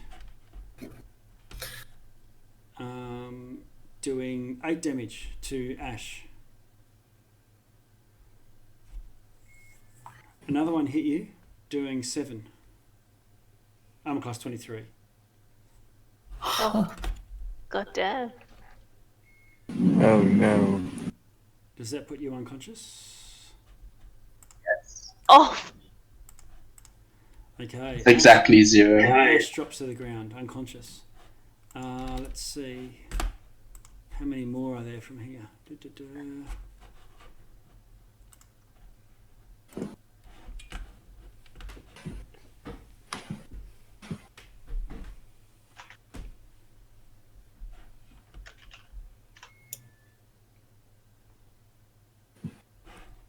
Okay. 1, 2, 3, 4, 5, 6. Okay, Jacuz, some more arrows come for you. Oh,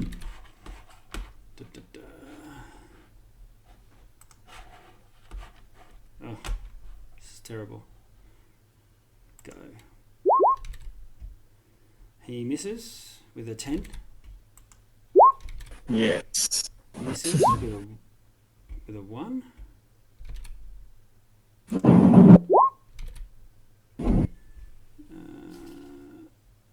Nice. Oh, these are rolling. These look like they're rolling advantage. A 20. A 20 is a hit, doing 8 damage. I'm just taking the first one of each of these. Okay.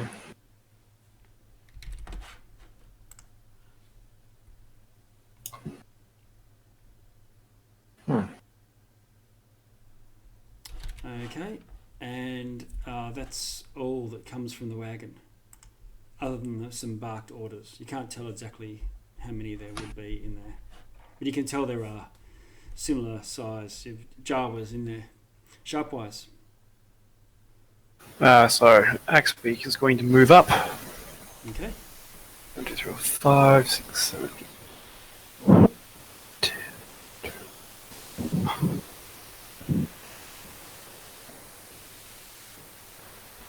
One more. Okay. Axbeak will dodge, and I'm going to fire a sling at this guy here. All right.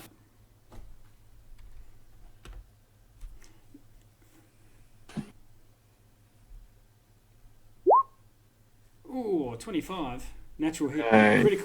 Critical. Natural 20. This guy thought he had cover behind a sled, but you see in between the tracks or a gap there somewhere and pick him off.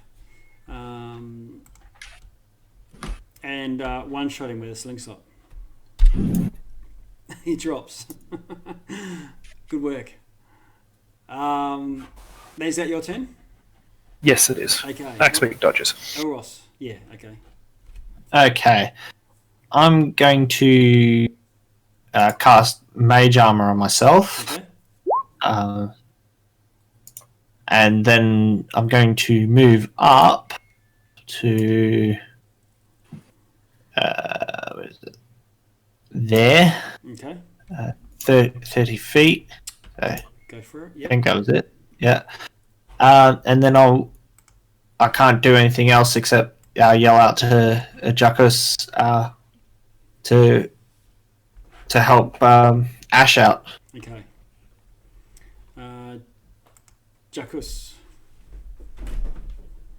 Alright, I'll move back 10 feet. I'll give Ash 5 HP, I guess. Is this with From lay on. Okay, so you lay on hands, 5 healing. I think that's an action. Yeah. And then bonus action, since there are a lot of archers around, Shield of Faith on myself. Shield of Faith. Okay, so you're that shimmering field of force around you again. So you go up to armor class 20 effectively. Yep. And then I ask Ash if she's okay. I'll begin running back towards the wagon. Okay, Ash regains consciousness and is clearly awake now. Ash, you are prone. So that's what it feels like. got your back. I will. Thank you. I will bonus action healing word myself. Okay.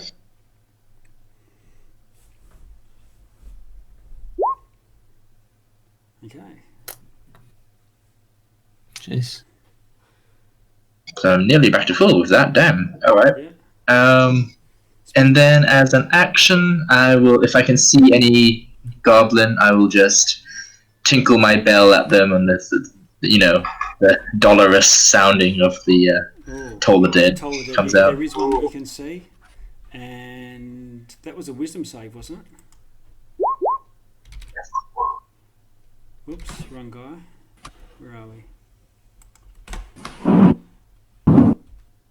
Oh, is there one that's injured that I can see? No. Okay, that's fine. No, they're all hunkered down, so it's a bit hard to tell who's who. But yeah, maybe to your recollection, there's no one injured. Oh, wow. Okay. 1 damage. All right. So you hear it in pain as one of the figures hunkering behind the wagon.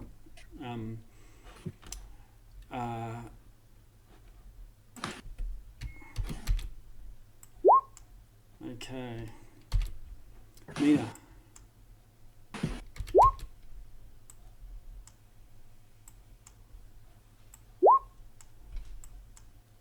Off.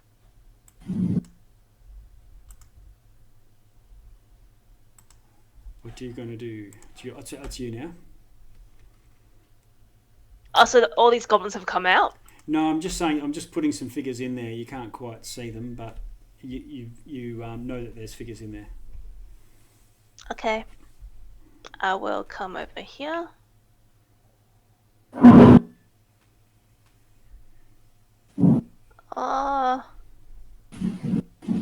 Yeah. Okay. And I will... Advance. Right. I will cast Bane. No. Yeah.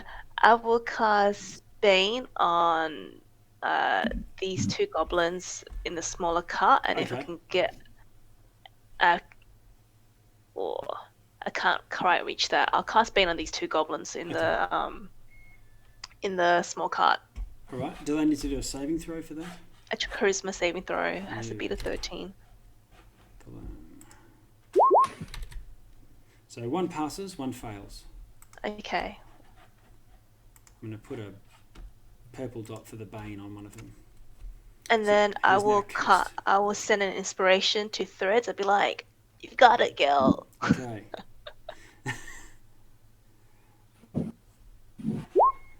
Which means Threads.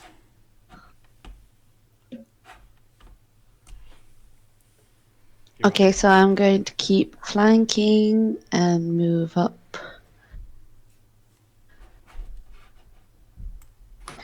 Uh, 30 feet, I think it's there. And from where I am now, you know the polar bears. Is there any harness or something that I could see that I could potentially shoot at to cut the ropes or something you could do. attaching them? The pictures of the polar bears you see is actually the picture from this encounter, so you can see that they are harnessed in.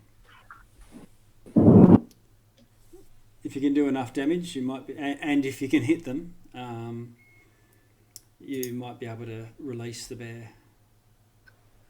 Well, Threads is feeling inspired, so I'll give it a go. Okay.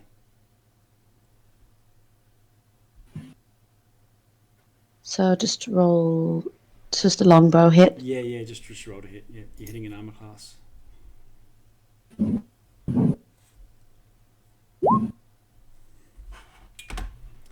Plus a d6? Yeah, for your inspiration, if you're going to use that on this one.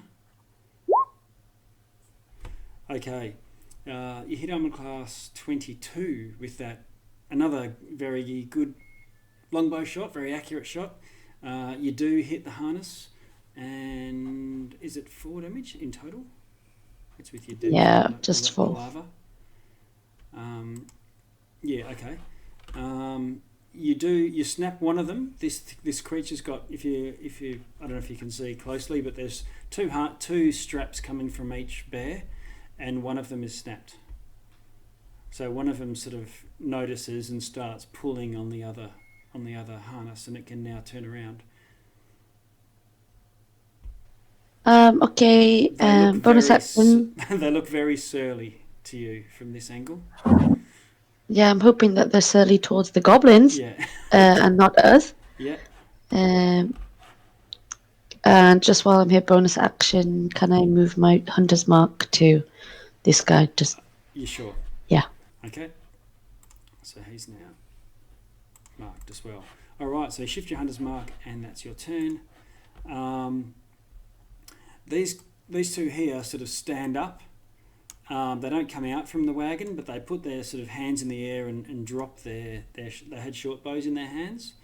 And one guy sort of opens up the flap here, and they say, and you hear this broken common, give up, we give up.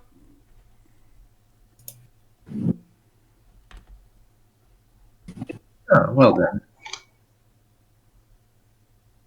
Insight. Thread. Was it just the two by the small wagon?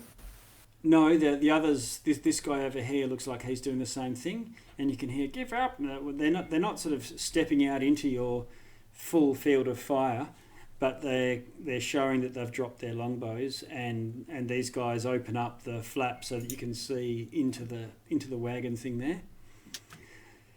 Threads, you see someone hop out the front, around here. Another goblin. And he sort of makes a... I'll put him in.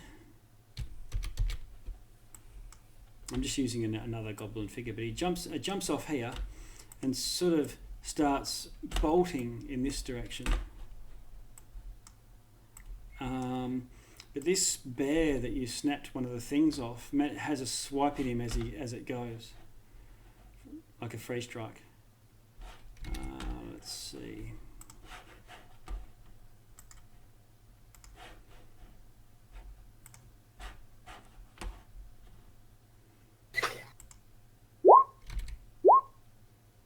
Okay, it hits him, does a huge 11 slashing damage. Wow. Which, as it comes in, what he does is he quickly grabs another goblin off the wagon and pulls the goblin down in front of him, so that all of the damage is directed at his pal. It instantly kills the guy that he threw in his way, and the little fella darts off into the tundra.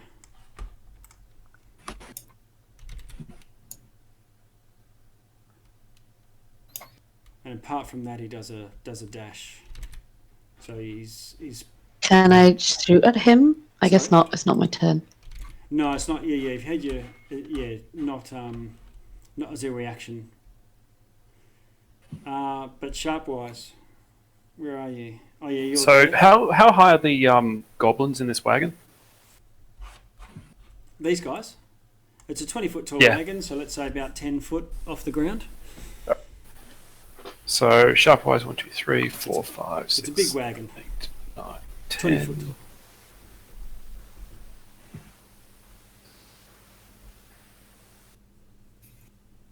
You ride up. Just going to go up to there Okay. and basically just look through. Okay. If he hasn't seen that guy running off, he's just going to look through and Nice. check out, see what's in the wagon. And these goblins look emaciated and miserable. And they repeat to you, give up, we give up. So keeps a bead on them and waves the other guys forward. Okay, keeps a bead with your sling stone. You got it sort of swinging over Yep. your head. Yep. Elros. I'll just move up then. I'll move up my full 60 feet. Yep. To there, right in the group there. In their And face. Since they've given up, Yep. Okay. Jacus.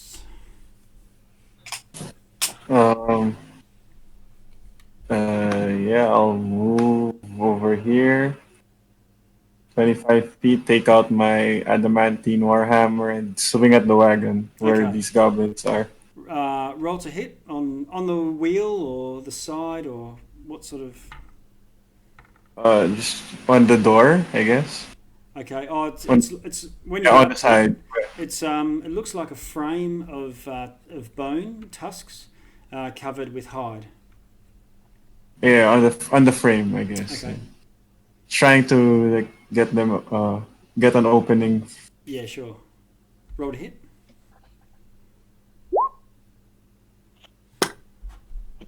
So it's ×2. It is, yes. Well, not ×2, but you roll your dice twice. Oh, okay. How do I? So you could just roll So- another d10. Another. Yep. So 17 damage.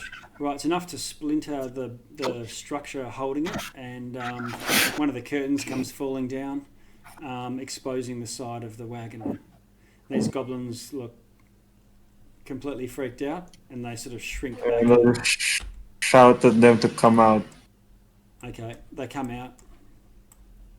No kill. Give up. Give up.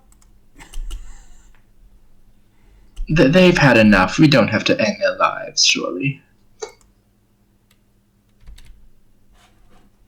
They're giving up, so... Grab the bowls, and Nina wants to come up and grab all the weapons they dropped, Okay. and she puts them all to one side. Okay. You have 8 short bows, or goblin short bows at least. They look pretty poor to threads.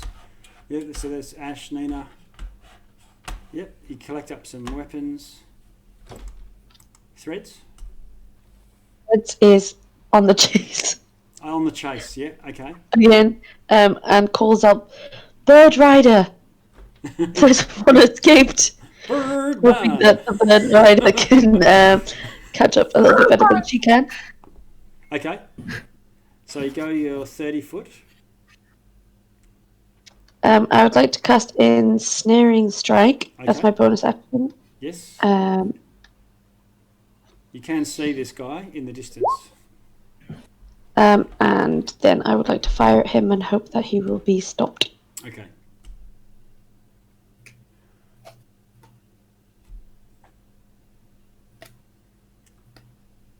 Dun, dun, dun. Roll a hit. Okay, armor class 16 hits, and your arrow and the tentacles that erupt out of the ground to grab this guy, kill him. Oh, Oops. You Oh well. Okay, there's this little stripe in the snow as he sort of grinds to a halt nose first down. His Sorry. feet pick up for briefly and then just flop down flat.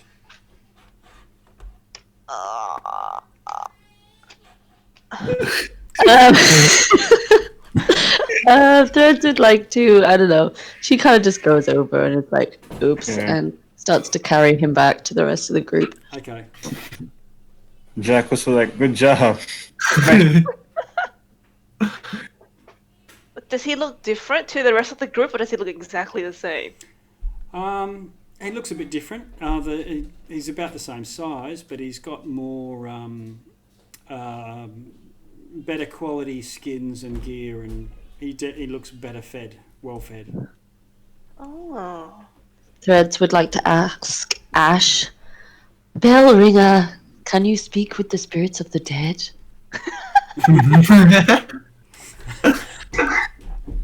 It is possible, but I have never prayed for such an ability. So I've never done it before. No. It's like a long sigh. Never mind. It was a good shot, though. It was a good shot. Sniper.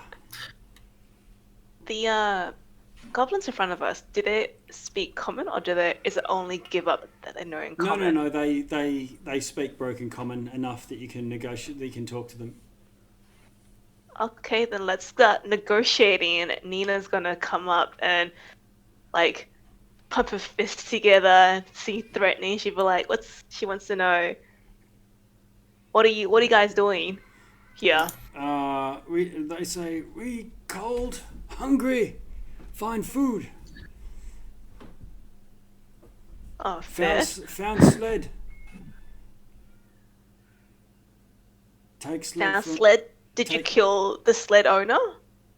No. Found sled. Take sled. Found sled. Who was the guy that ran away? The one that didn't want to give up, and now he's dead. Him boss. Who was he? Got boss. The boss. Why is your boss a coward? Why do you run away and leave you guys? Goblin way. Goblin way. It is the way, he says, Chinese in a Mandalorian. Where do you guys live? Are you trying to just have a chat? He says, we roundabouts. No, I'm not trying to have a chat. I'm trying to be intimidating. Oh, okay. Roll an intimidation then. Okay. Jackus will be like, "We're your boss now." Nice. You're not in a bar striking up a conversation then? Okay. Yeah. While they're doing that, I'd like to walk up to the polar bear. Oh my god. To try and free it. Okay. Oh my god. Hell, Sharpie will do his best to stop him having been heading the same way. Okay. Let's see.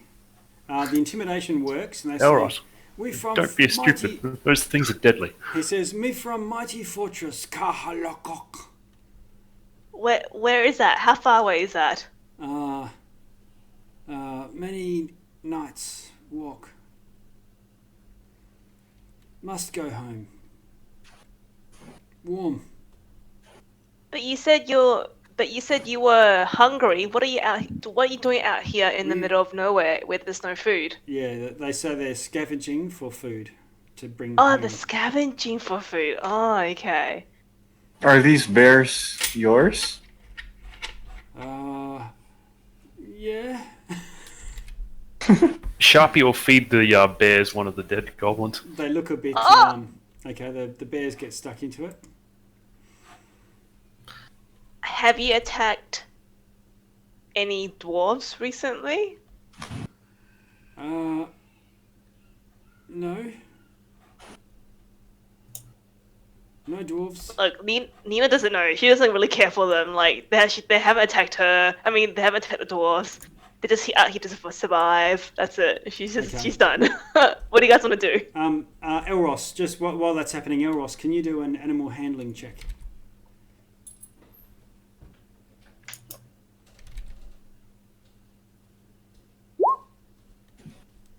Oh, okay. Very nice.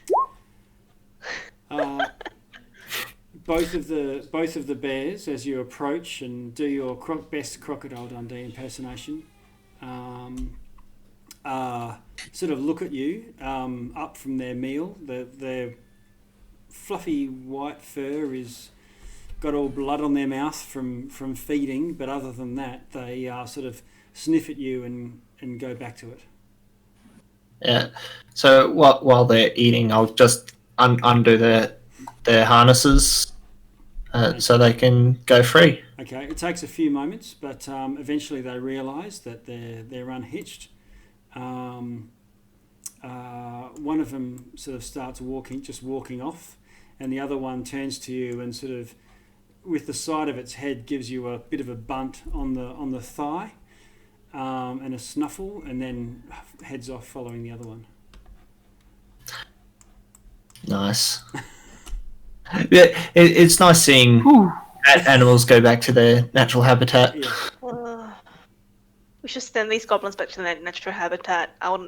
What do you guys want to do with them? I want to let them go. We have no use for them. Well, if they promise to never harm dwarves, elves, etc. You take treasure. Have all of our treasure. Ah. Where is the treasure? Is it in the wagon? One of them sort of obsequiously, sort of almost fawning, goes over to this little cart and pulls back a leather skin, and there's all these steel ingots underneath. Where did you get this from? Found it. Next to Where? Next to dead dwarf. Yeah, can you show us where? Yeti eat. They point back the way that you guys just came from. Oh. On the sled? Found sled too. If we let you go, can you promise us you won't attack us again? We not attack you. Okay.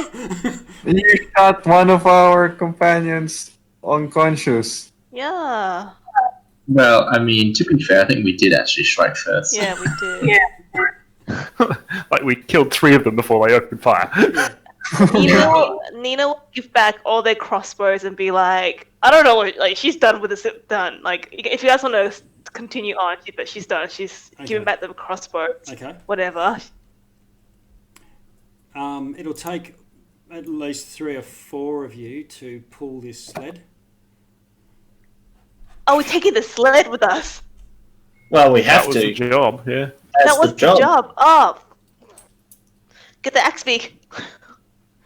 Yeah, you could probably fashion a harness Yeah. for the axe beak and get it to draw. Oh, the sled. basically, I've got some spare leather, so I'll just try and fashion some sort of harness. We'll still have to push. We give the harness from the bears. Yeah, from the bears. Yeah. The bears are off. I don't think they're pretty Oh, much. They're gone. The harness from the bears. Yeah, there's. Yep. There's I mean, definitely we'll still have to enough- push. The X-Beak won't be able to pull it itself, but There's enough material on this large wagon that you can fashion something to tie the sled to the axe beak's pack. Could we ask the goblins to drag it back and for the promise of a reward / food at the end of it? Do we really have a reward / food for them? Because We're gonna what, get they have 50 4 gold goblins each. around. Yeah, No. they're pretty cool. They're goblins. the goblins let them live their life. Like I doubt the towns.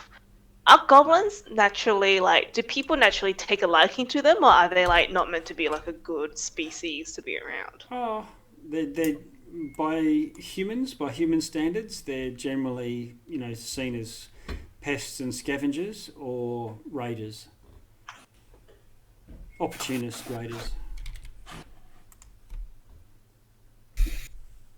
I just want to remember the town that they lived in, that they said, and the direction that they pointed at, in case we Yeah, need okay. to ever visit them again. All right. So what I'll do is I'll just quickly shift us to the Icewind Dale map.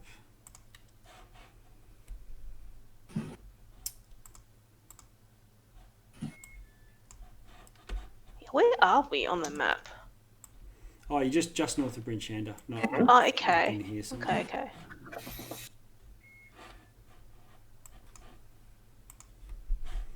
Okay. Map. Where are we? Map in the background.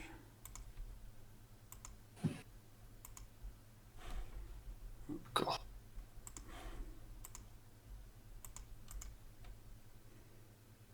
Layer.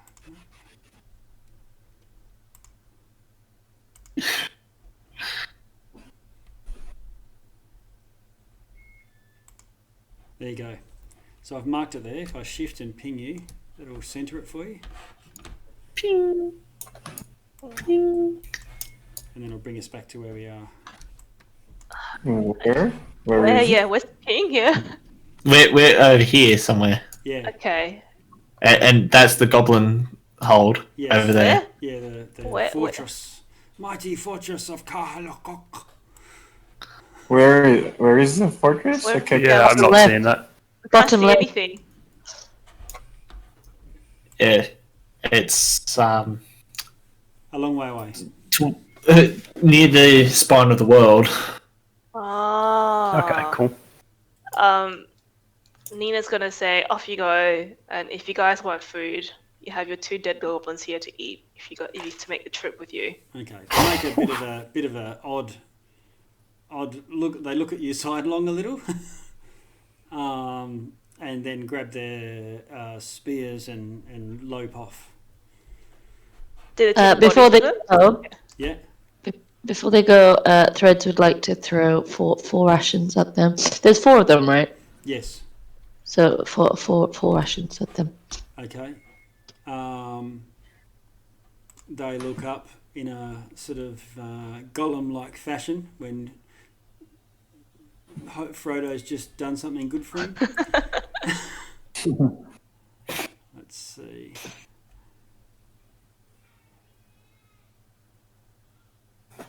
And they say to you, "Boss have treasure pouch. Take that in. Thank you." Oh. Pointing to the boss that you had carried back and chucked down. Thank you. Okay. All right. So searching this boss, you find some stuff. Rowy stuff. Maybe next encounter we should start talking to them. Maybe they're all nice like these goblins. I don't think these goblins would have been Well- nice if they outnumbered us. Yeah, Well, you did try to talk to some giants. true. Oh. I tried. You the wind was blowing the wrong way, I think. There's 13 silver, 25 copper, a bone whistle that's been hand carved, worth probably a silver, and there's 2 potion bottles. That isn't 13 silver, how much silver. copper? It isn't each, right? That's just for the whole No, group this is to just share. yeah, that's right. Sorry? In total, Total, okay. How much copper was it? I put it into the chat. Oh, thank you. Thank you.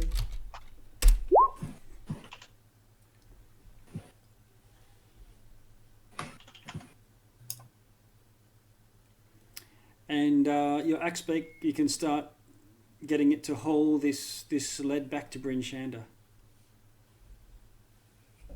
Yep. I would like to investigate the bone thing and see if there's anything worthwhile taking. The other carriage. Yeah, right.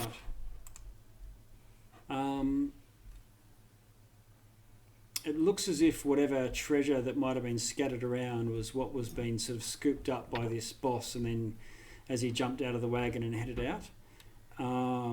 As a curiosity, Can we look at the boss there?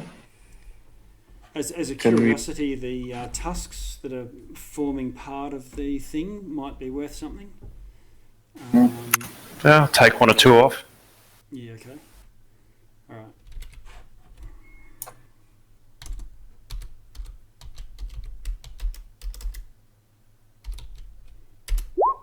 Okay, Can I see what the goblin boss has? you've done that. That's the 13 silver pieces, 25 Oh, okay. the bone whistle, and the 2 potions.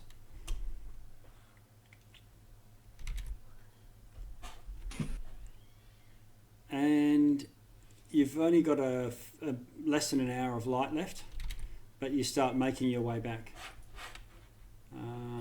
Let's see. That night, there's no more bad weather like you experienced the day before. So the following day, you make it back into Bryn Shander.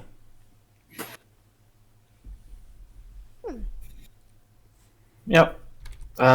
We'd like to find our dwarven friends at the They're still at staying the tavern there. Yeah, they're still staying at the same tavern.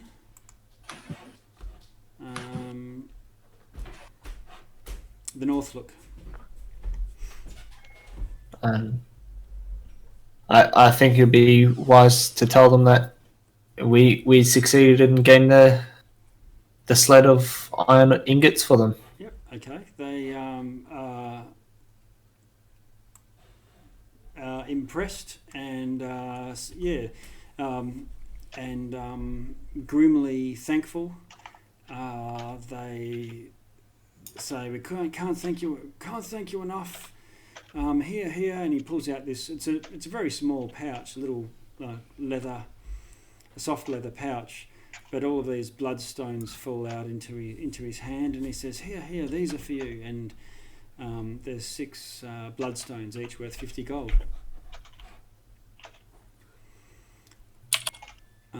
He says, "A dwarf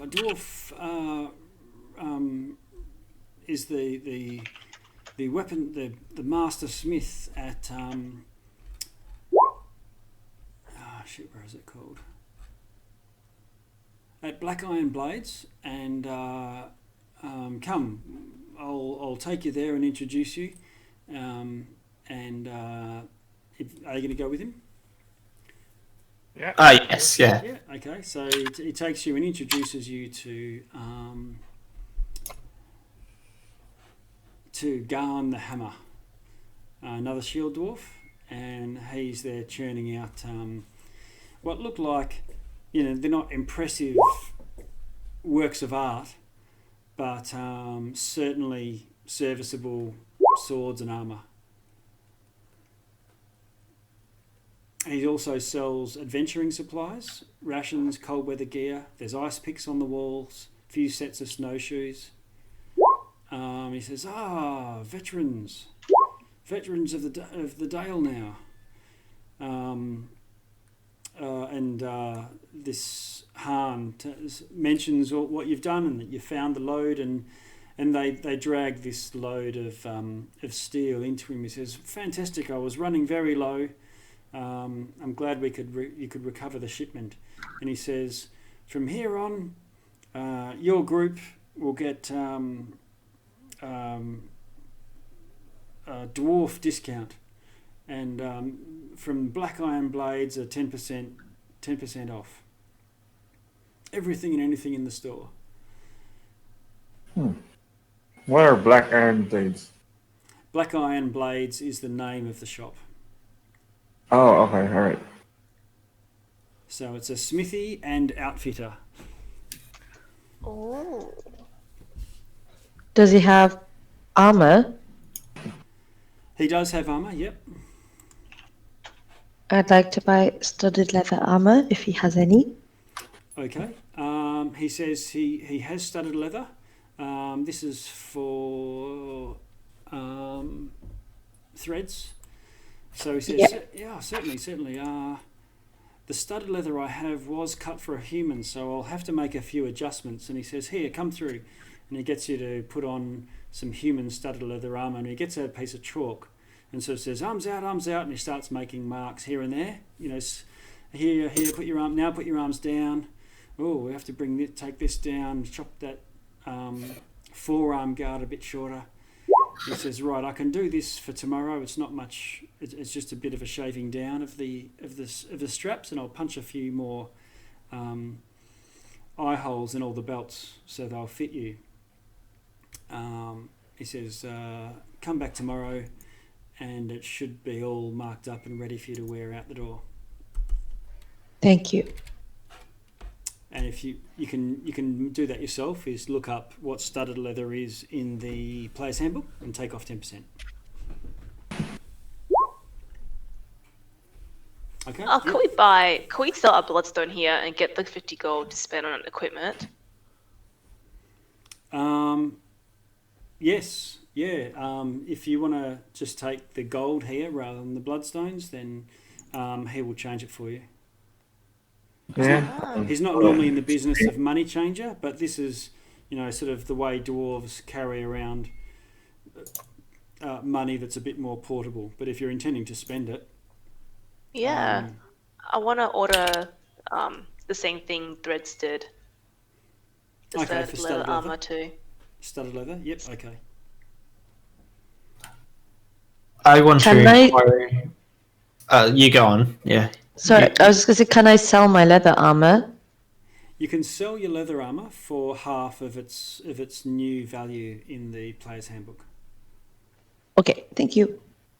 So then he'll repair it, replace some of the bits, and maybe sell it himself. I would like to stock up on javelins. Okay. Anything less than 100 gold pieces, you can get here from the player's handbook if it's adventuring gear. What I'm going to do is I might just stop our thing, so I'm going to just go and quickly put the kettle on. It's already 11 o'clock, so we'll actually no, let's carry on. We're almost done in any case for today, so I'll do that in a minute. Yeah, so you can go and stock up on whatever you want to, up to If it's something worth more than 100, then let me know.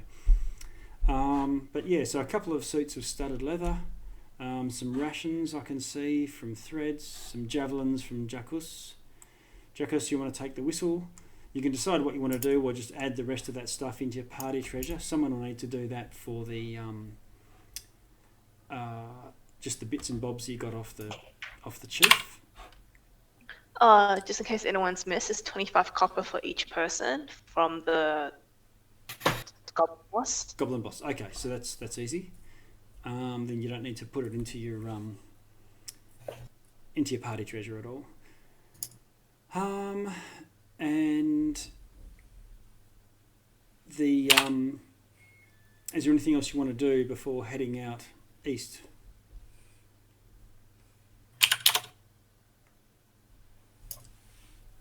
That I'm just buying some rations. Yep.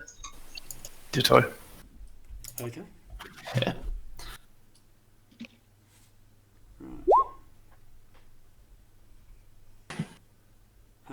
Pamphlet, you'd have to ask around. Do a. It's okay. Yeah, do it if you want to ask around and do a bit of a hunt. We'll call it investigation, but using your charisma rather than, I think, wisdom is what it usually uses. Does anybody want to buy like a third tent so we can get 6 people in one tent? Sure, I can get a 10. Yep. Okay, at least we'll get 3 tents there. One thing you also notice is, remember I said there was stables, but there was also corrals and things, and you could hear barking and yapping and stuff. You see someone go past, probably going double your movement rate in dog sled. And they have sleds with, 10 or so wolves attached to it. The dogs here have got the wolf stat block, so they're big and sturdy. And that people do get around in them, although they're not common. Most people walk. Just from talking to the locals, you can see that most people carry snowshoes and they walk everywhere they go. How much for this sled? For a sled? For the sled? wolf sled? No, the wolf sled. Thing. Yeah. I'll just jump to that. Also, how many? 200 gold by memory. Yeah, I'll just jump to it. Ash, can Sharpie ask you a favour? Certainly. Before we leave, could you ask around town if anyone's known any rumours of giant owls in the area? Oh, that's what I forgot. Giant owls. Okay. I mean, hopefully they will be amenable to a gossip-mongering tiefling, but I will ask. Okay. Thanks. Yeah, so while a sled costs 20 gold, a dog costs 50. And most people, you could probably, like one dog can pull probably just the sled and a little bit more. At a minimum, you would want 2 sleds.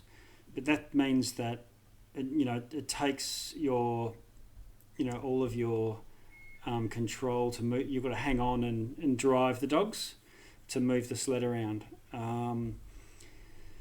So, you would really need. You could get away with 2 dogs pulling you, but you can see most people would have at least 4 attached to each sled. And there's some larger ones you can get that would have more dogs and would have 2 people on the sled. Somebody's like riding around in a chariot. Someone's able to just kick back and look like Napoleon, and the other one driving the sled and controlling the dogs. One person driving the sled, thread on the back shooting. Yeah. Yeah. Yeah, I don't think we have that much gold yet. Yeah. No. It's going to be a lot of money to feed those dogs too. They say that there's buying that many dogs is not something you can just do. So you would need to go and talk to a breeder or someone who specialises in it. You can buy dogs now and then from people who are selling them, but there's not just a market to just go and buy dogs. He does say that there is a breeder who would have teams of dogs available to sell at any time, but that they're based right on the edge of 10 towns. In Kea... Oh crap, which one was it? Kea Konig. Alright. Jeez. Trappers, traders, whalers who come in to trade whaling oil. One of the first places they would hit if they're coming from the Sea of Moving Ice would hit Kea Konig or Bremen as the first two towns. Both of those are on your map, depending on which direction they're going. And at Kea Konig, there's a reputable dog breeder, husky breeder.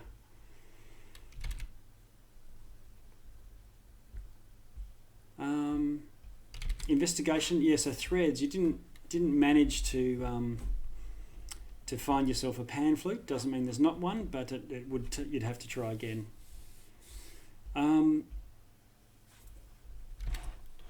Let's see. Now, what I can do is I'll just check to see what it's going to cost to keep your axe beak.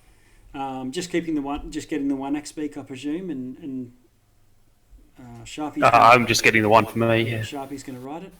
Yeah, I bought rations for it, but I don't know if it costs more than pony food.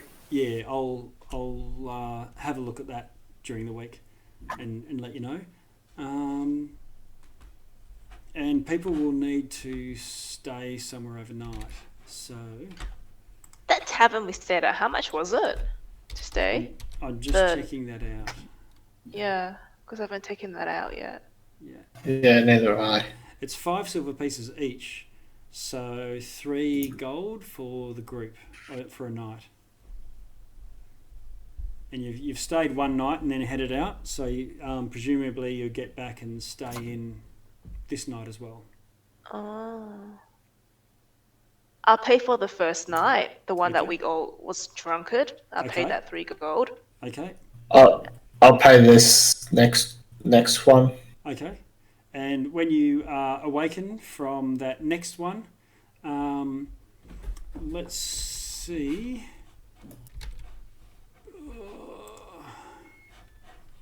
Right, I need a D6 again. 6, right. Threads. Okay, threads. I'm just jumping into Cone of Silence just for a moment. Won't be long. Okay, threads. Can you hear me?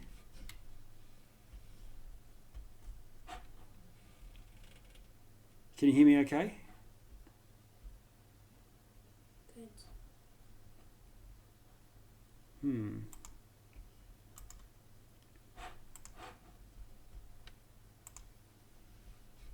Oh, I cannot hear you.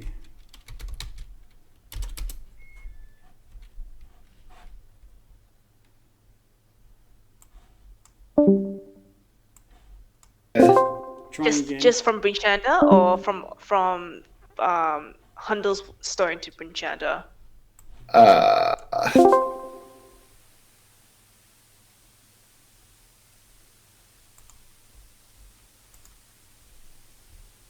Threads, can you hear me? Oh, you can hear me, but I can't hear you for some reason. I'm just going to move you out and try again.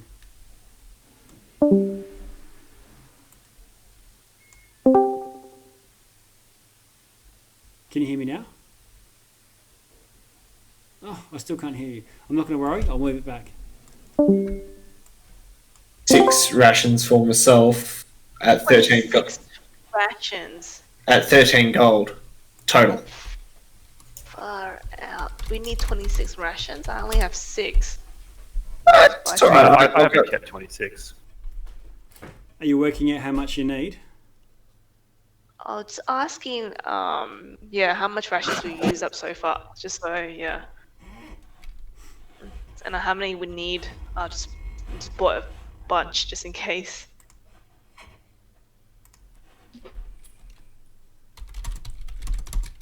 Yeah, I did the same thing after deleting the previous week's whatever worth of rations and buying some extra. So I'm now on 30 gold. Although I haven't sold the 50 gold gem, to be fair. So technically you're 80 gold. Yeah, it's not bad. Yeah, I'm basically skint, but I've got like 12 days of rations left, plus maybe 8 for the axe week. Plus, I've got rations enough to, if anyone does run out, I can always share. So, I'm prepared. Yeah, true. Just Well, checking there's always threads. food in the wild. Threads. Can you hear me now that we're back in there?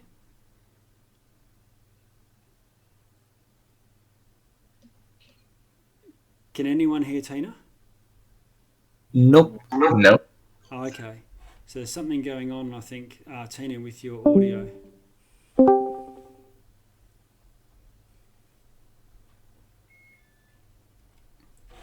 Try reconnecting to Discord. Yeah, you might have to log back out or restart Discord.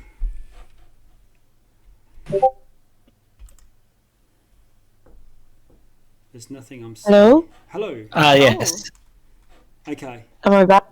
You are back. That looks good. Don't know what happened. I'm just going to... I described in text what you saw during the night. Yeah, you let me know if you didn't want to jump into the cone of silence. Otherwise, it might speak for itself.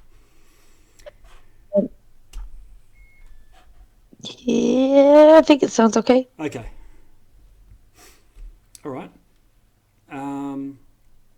Okay, so everyone wakens after a fairly good night's sleep now. You've slept warm and comfortable in the safest town in the whole of this region, and you are up to 3rd level. Yay! Yes. Very nice. And so, do you know what you're going to do with this 3rd level? It's a critical point because you select your subclass. But we can't change it before level 5, right? Yeah, Just so some tweaks, or I'm okay when I'm okay with a rebuild if you find you've just gone on the wrong path, which is like an Adventurers League type rule, which I quite like, particularly if people are going to stick with the same character for a long time. But in particular, I'm just aware of Tasha's being published very soon, and if people want to leverage what's in there or switch to something that's in there, again, you can try out the new published stuff using this campaign if you want.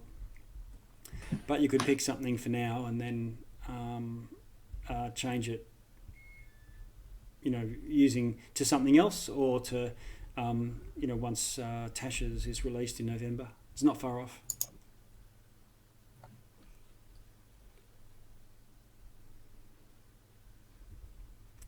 So we don't have to do that now, seeing as it's right at the end of the night. I thought we might need to do it partway through the session. But you spend a bit more time in Bryn Shander before heading straight out to do something. And good one. You've got your first sort of, quite discreet mission out of the way, and cut your teeth in Icewind Dale. All right. Thickens. We have to find that merchant and his bodyguard. Yes, yeah, you've got a merchant to find, to